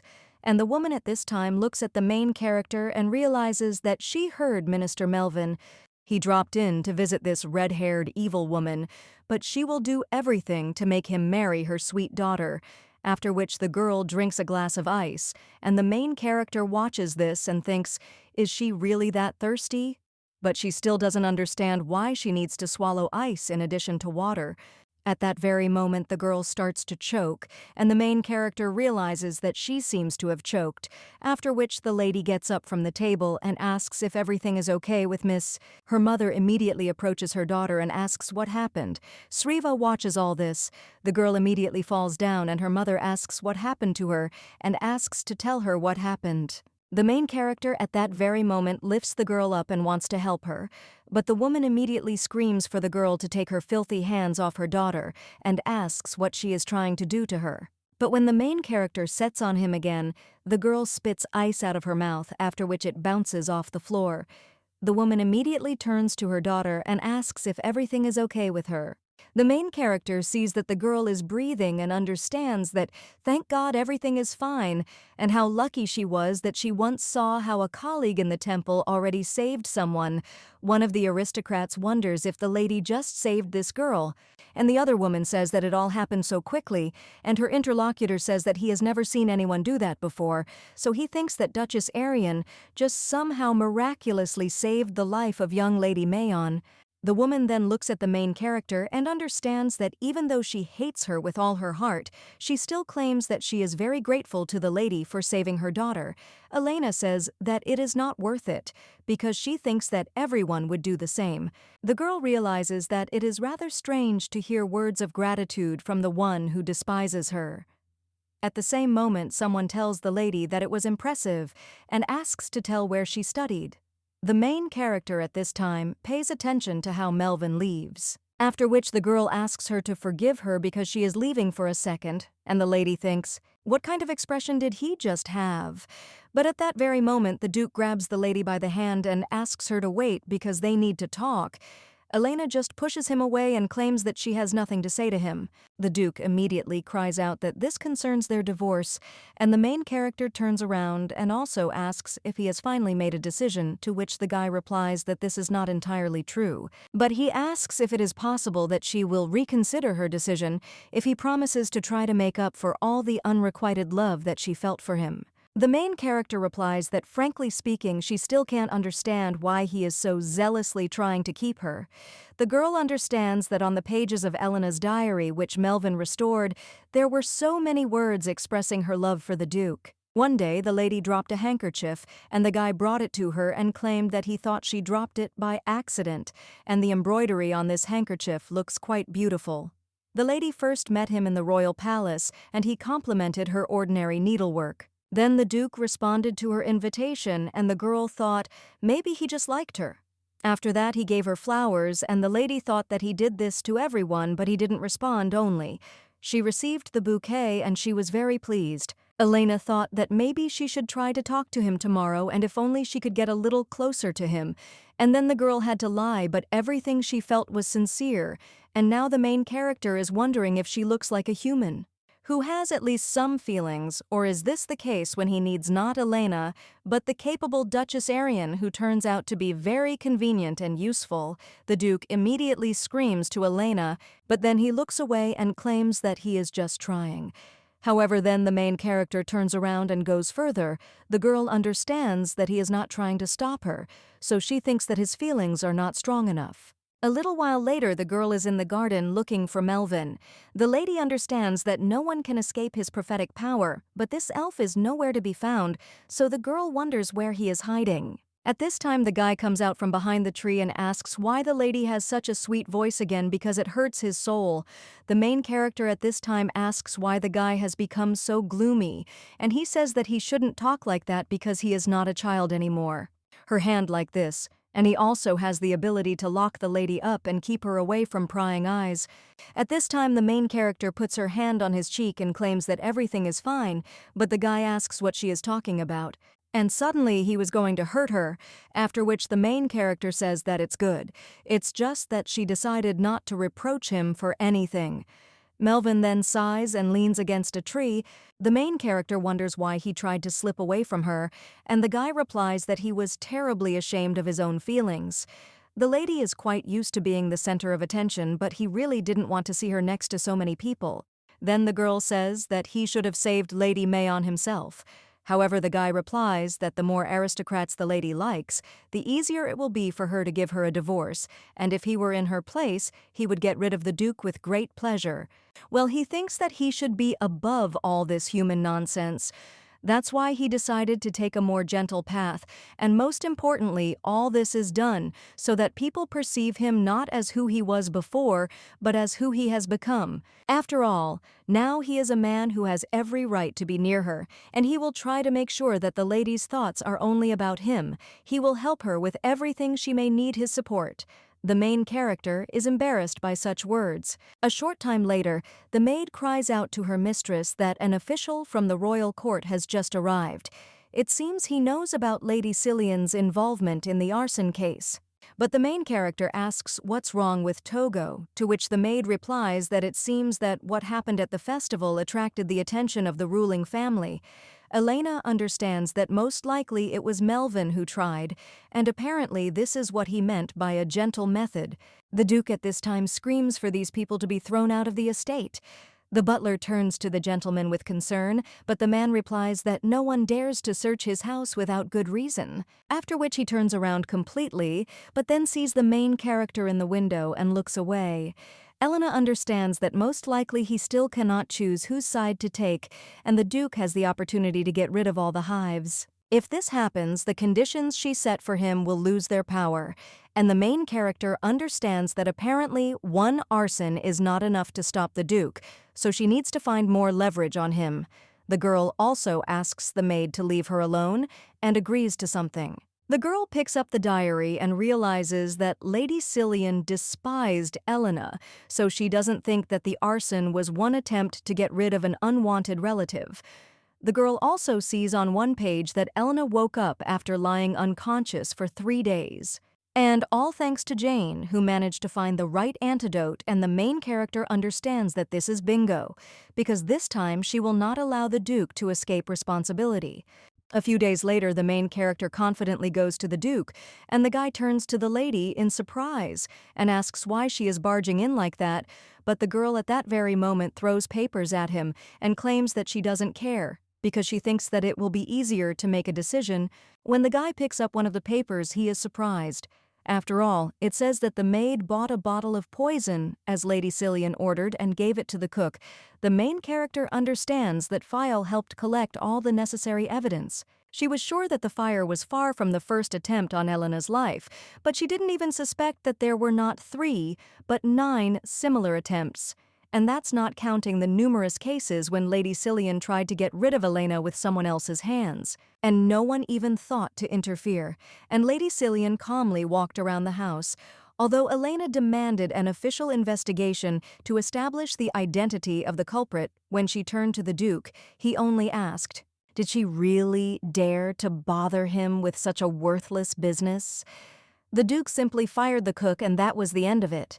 So now the main character is telling him to admit that preserving her life was almost his most insignificant concern among all the others. The Duke at that very moment cries out to Elena, and the girl says that perhaps she lacks mercy, but she thinks clearly enough and let him simply sign the papers, after which she can promise that she will turn a blind eye to all these attempts. The girl understands that if he himself is not capable of making decisions, then he has to obey someone's orders. He simply cannot shirk responsibility forever. A little while later, the main character leaves the room, and Fail immediately asks how everything went, but Elena suggests finding a quieter place and discussing everything there.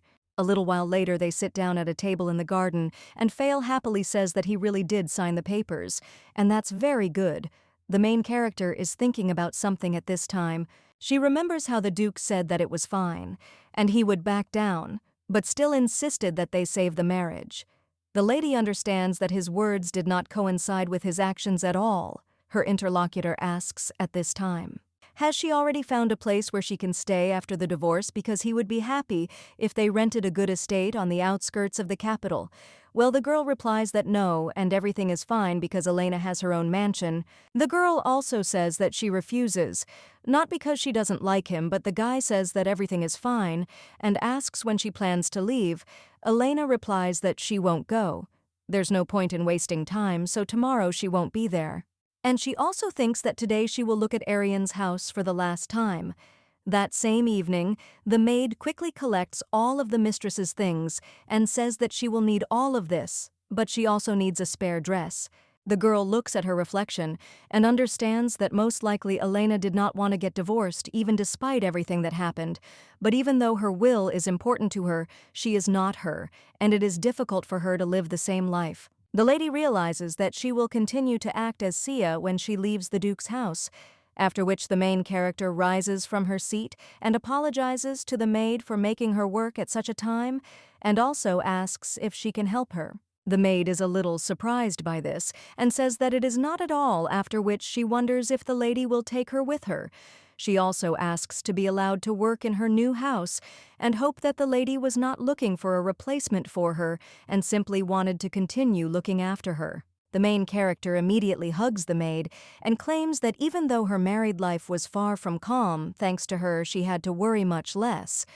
Elena also says that without her, she is like without hands, so of course the maid goes with her. The girl then happily asks if the mistress is joking, and she will never, and under no circumstances, leave her. The next morning, Ruby wakes up and wonders what that noise is. When he looks out, one of the maids says that it is so sad to watch her leave them.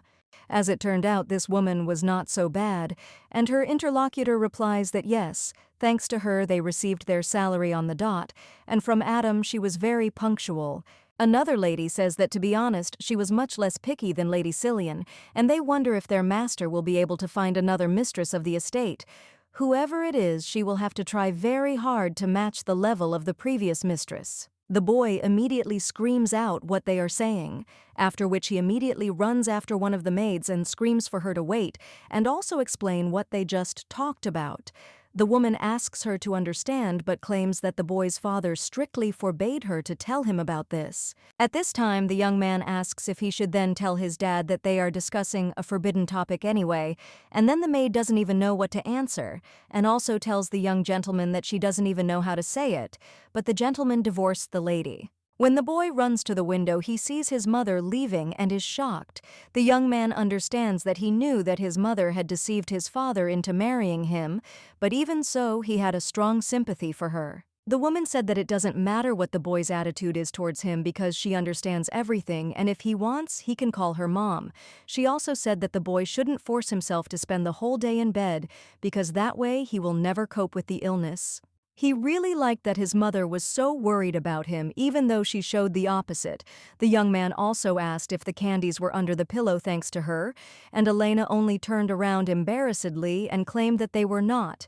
The boy then asked if he could hold her hand, and the woman answered that it was not important to her, so he could do as he wanted. Mommy said that she didn't care at all, but she didn't leave him, and the young man thought how everything came to this, after which he ran out into the street and screamed at his mommy. The main character notices the boy, and he understands that he doesn't want to lose her again, so he screams, asking her not to leave him. The boy also asks her why she didn't tell him anything. The main character at this time sadly turns to the young man and says that his father decided that it would be easier for him this way, and he wanted to tell him about everything later in order to spare him the pain. But Ruby screams that he would have found out about it anyway. The girl at this time tells the guy to go back to bed because it's cold in just pajamas, after which she heads to the carriage and then leaves altogether. The Duke watches all this from the window, after which he sighs and realizes that he needs to get back to work. Well, a few seconds later, the boy bursts into his father's office and screams that he should have told him about everything earlier. The man turns to Ruby a little puzzled. The young man claims that he had already heard about the divorce, and all because he chose Lady Cillian and not his mother. The man claims that his aunt raised him as her own son, but the boy says that she couldn't stand his mother, and he didn't even think that his father was so stupid. When the boy leaves, the man sighs heavily, then heads to the shelves with books and presses on one of them. The secret door opens and the Duke comes to his aunt and also claims that Elena has left. He also asks if she is happy now, and the woman screams that he should have gotten rid of her a long time ago. and all these attempts to hold her back only made the situation worse. The blonde claims that he simply hoped that she would give him a chance and understands that it was not only his aunt who was to blame for what happened. One day, the lady silently followed the Duke, but at that very moment, the guy turned around, and he asked if it was enough to hang around after him because he didn't want to see her there in the mornings, so let the lady choose another time for a walk. The Duke understands that he, too, was very cruel to her, after which he remembers the girl's words about him confessing that saving her life. It was almost the most insignificant of his concerns among all the others. The guy understands that he really thought so, because he had thoughts that she deserved all this for playing with his son's life. However, he also remembers the words of the maids that now, thanks to Lady Elena, the atmosphere in the house improved. The other maid agreed with her and claimed that they were very ashamed because they were very wrong about her bill. Another one of them said that the lady was the best, and the Duke realized that his opinion of her had begun to change along with the views of all the other household members. The guy clenches his fist and claims that he just needed the right moment to talk about their future with her, but now it's all over. At this time, the aunt screams what an idiot the guy is, and does he seriously think that she will ever come back? The Duke understands that he would really like to blame everything on his aunt, but it was he who first started treating Elena terribly, so the only one who needs to be blamed is him. Hey, the guy thinks what a cowardly idiot he is. The main character at this time gets out of the carriage, after which the servants greet the lady, welcome back, and also say that they are so glad to see her, Elena, that I have such a strange feeling, because she does not know them, but thanks to the memories it seems to her that they are familiar. The maid at this time says that the lady is probably exhausted by the journey home, so they prepared a bath, and the cook claims that most likely the lady is also exhausted from hunger, so let her just say what to cook for her, and he will do everything. At that moment, these two exchange glances. The man immediately screams why the lady would take a bath before dinner, and the woman asks how she can even mention food when she is so tired. The main character at this time claims that she likes both proposals, but suggests having dinner first. After all, she got hungry on the way there. The services are surprised by this and claim that her speech has changed and her face looks completely different. The main character then looks at them a little puzzled and understands that she needs to be careful because Elena spent a lot of time with these people, and they were more attentive to her than the Duke's servants. At this time, one of the maids turns to the mistress and asks if it is possible.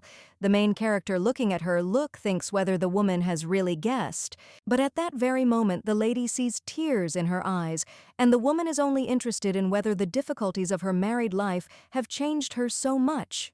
At this time, the cook with tears in his eyes says how thin the lady has become. After which he asks to give a second, because he will pay a pleasant visit to this Duke. They are all made of blood and flesh, and even the Emperor cannot resist his well-sharpened knife. The main character at the same moment tries to stop him and claims that now everything is fine. Therefore it is not worth resorting to such actions, and the man says that if she insists, then fine. Then he even asks for forgiveness, but wonders who the man is that accompanies her. The guy replies that his name is Fail Rodrigo and he is a wandering knight, and he is also lucky that he was able to be useful to Lady Elena. The maid at the same time wonders if he is the same Sir Rodrigo, who is a famous swordmaster, and the cook says that the lady is good, but the main character claims that they have got it all wrong. The maid at this time suggests first to tidy up the lady and then everything else, and today they certainly do not intend to sit idly by. A little while later, the main character sits at a luxurious table and smiles along with the others. The next day, Fail left the mansion, and although the divorce papers were filed, they were still not approved by the Emperor, so Fail did not want various gossips to spread. Even though he wanted to stay most of all, they would meet soon anyway, and people understand that he helped her smooth out all the rough edges that could prevent a divorce, so she is very grateful to him. When the lady goes down the corridor, one of the maids immediately turns to the lady. She also claims that the lady does not even imagine, but the Duke arrived there. The girl then asks in shock what she is talking about. Sometime later, the main character asks what is going on there, and the Duke claims that Ruby did not stop asking about what happened. His temperature started to rise, but he refused to see a doctor, and the man asks if she could help. The main character sees the boy in a terrible state, and then lays him down on the bed. The Duke claims that he will wait outside in the carriage, and the main character thinks what a poor boy he is, because at such an age he experiences so much pain. Elena uses divine powers, after which the young man opens his eyes. He also asks if it is his mother, and the main character wonders if he has woken up. The boy at this time turns to his mother and asks if she can return to them because he promises that he will become the best son in the world and asks her to hate him. He also begs to be his mother, and the main character asks how she can hate him, and as long as he calls her his mother, he will always be her own son. Well, the young man screams that after the divorce they will no longer consider her his mother. However, the main character says that his biological mother is still his mother, even though unfortunately she did not become hers, to which the young man agrees, and the girl says that the same will happen to them. Every time he misses her, let him come to visit without any hesitation, and the girl asks if they agreed on what the young man agrees to. A little while later, the butler turns to the gentleman and claims that his son is returning. The boy at this time runs up to his father and he says that the guy is quite fast, and he also hopes that he was not in a hurry. The blonde also says that the young man looks much better and wonders if something happened in such a short time. The boy asks if this is true and claims that he thinks he feels much calmer now because his mommy is still his mommy. Then he tells his dad that they should go back, and the man says that it is true. Lord Pleon at this time says that even little Ruby, he managed to change in order to accept reality, but he still doesn't understand why it is so. The girl replies that it doesn't matter because she has no feelings left. The next day, one of the maids says what a shameless Duke is because he dragged his son there after the divorce. Another maid says that it is true because he is simply using the boy to get their mistress back, and in fact this child is not related to their mistress. The woman also says that she is leading to the fact that their mistress is still single. Well, another maid says that their marriage was official. The woman at this time says that the union is already dissolved, so she is sure that the lady is still as beautiful and lonely. Another maid says that she thinks the title of lady sounds a bit simple and unimpressive, to which her interlocutor replies that indeed. And she will soon inherit her father's warmth, so one of the maids asks how they should address her. Then the main character understands that finally, after a long and pointless discussion, they have decided, and when the lady approaches the maids, then they address her as the hostess and wish her good morning and also ask how she feels. Elena understands that she is sincerely grateful to them for their warmth and good wishes. 5 days later, the lady received a letter from the royal palace. The main character asked if it was from the palace itself, and when she read it, she made a slightly tense expression on her face, and the maid asked what it was and if there was any bad news. The main character answered that the royal court had summoned her to appear before the emperor. The maid immediately screams, "Could this mean that the ruler will not approve of their decision to divorce?" Elena understands that if you think about it, then the marriage process and the divorce process are outside the jurisdiction of the ruler. However, he can contribute to the delay in processing the documents, and he retained these powers due to the fact that divorce among the aristocracy is accompanied by a change in power within the country. The girl also remembers how the Duke said that he would now retreat, but he still doesn't like the idea of a divorce, and now it dawns on her what he meant then, so the girl thinks what a scoundrel he is for stabbing her in the back so shamelessly. The maid immediately asks what they should do and do they really have to go back to the Duke's estate. Elena replies that no way, and now they will have to choose a slightly different path, but they are moving towards their goal with confidence and certainty. The lady also says that she will go to the palace, so she asks to prepare everything, to which the girl agrees. And a little while later, the lady greets His Majesty. The man asks the lady to come in and sits down, after which the main character did so, and also asks for forgiveness for making His Majesty wait. The man replies that everything is fine and says that his curiosity made him come. To be honest, he was very interested in this issue, and there was always talk that it would be the Duke who would seek a divorce, but not the other way around, and he simply could not understand how the Duke should have behaved towards her in order for the initiative to dissolve the marriage to be taken. The girl claims that she simply did not have enough patience anymore, and His Majesty says that he means that the lady believed so much in love with the Duke, so he is curious what could have changed her feelings. The girl says that that burning passion could have clouded her mind. However, she was able to regain her mind after all those incidents that threatened her life, after which His Majesty looks at the Duke in surprise and says that then there is nothing that can be done since she insists, but he would really like their union to be preserved. A divorce between two high-ranking aristocrats will simply shake up the empire. Well, the main character says that Duke Arion always blamed her for all the sins and misfortunes. He even refused to investigate all those conspiracies that almost took her life. The Duke argued that she had arranged everything herself, and that the fact that she would stay with him would cause even more discontent among the inhabitants of the country. The girl also asked what he thought would happen if rumors began to circulate about the Duke's wife falling into eternal sleep. The blonde immediately asks for forgiveness and claims that from now on he will forbid Lady Cillian to cross the threshold of Arion's house.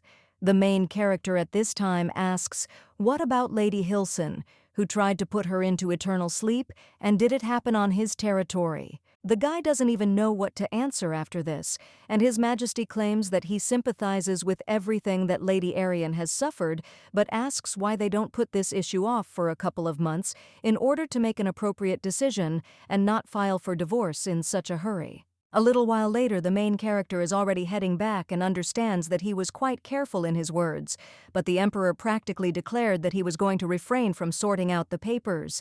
Lord Playon at this time is thinking what the hell this old fart is doing.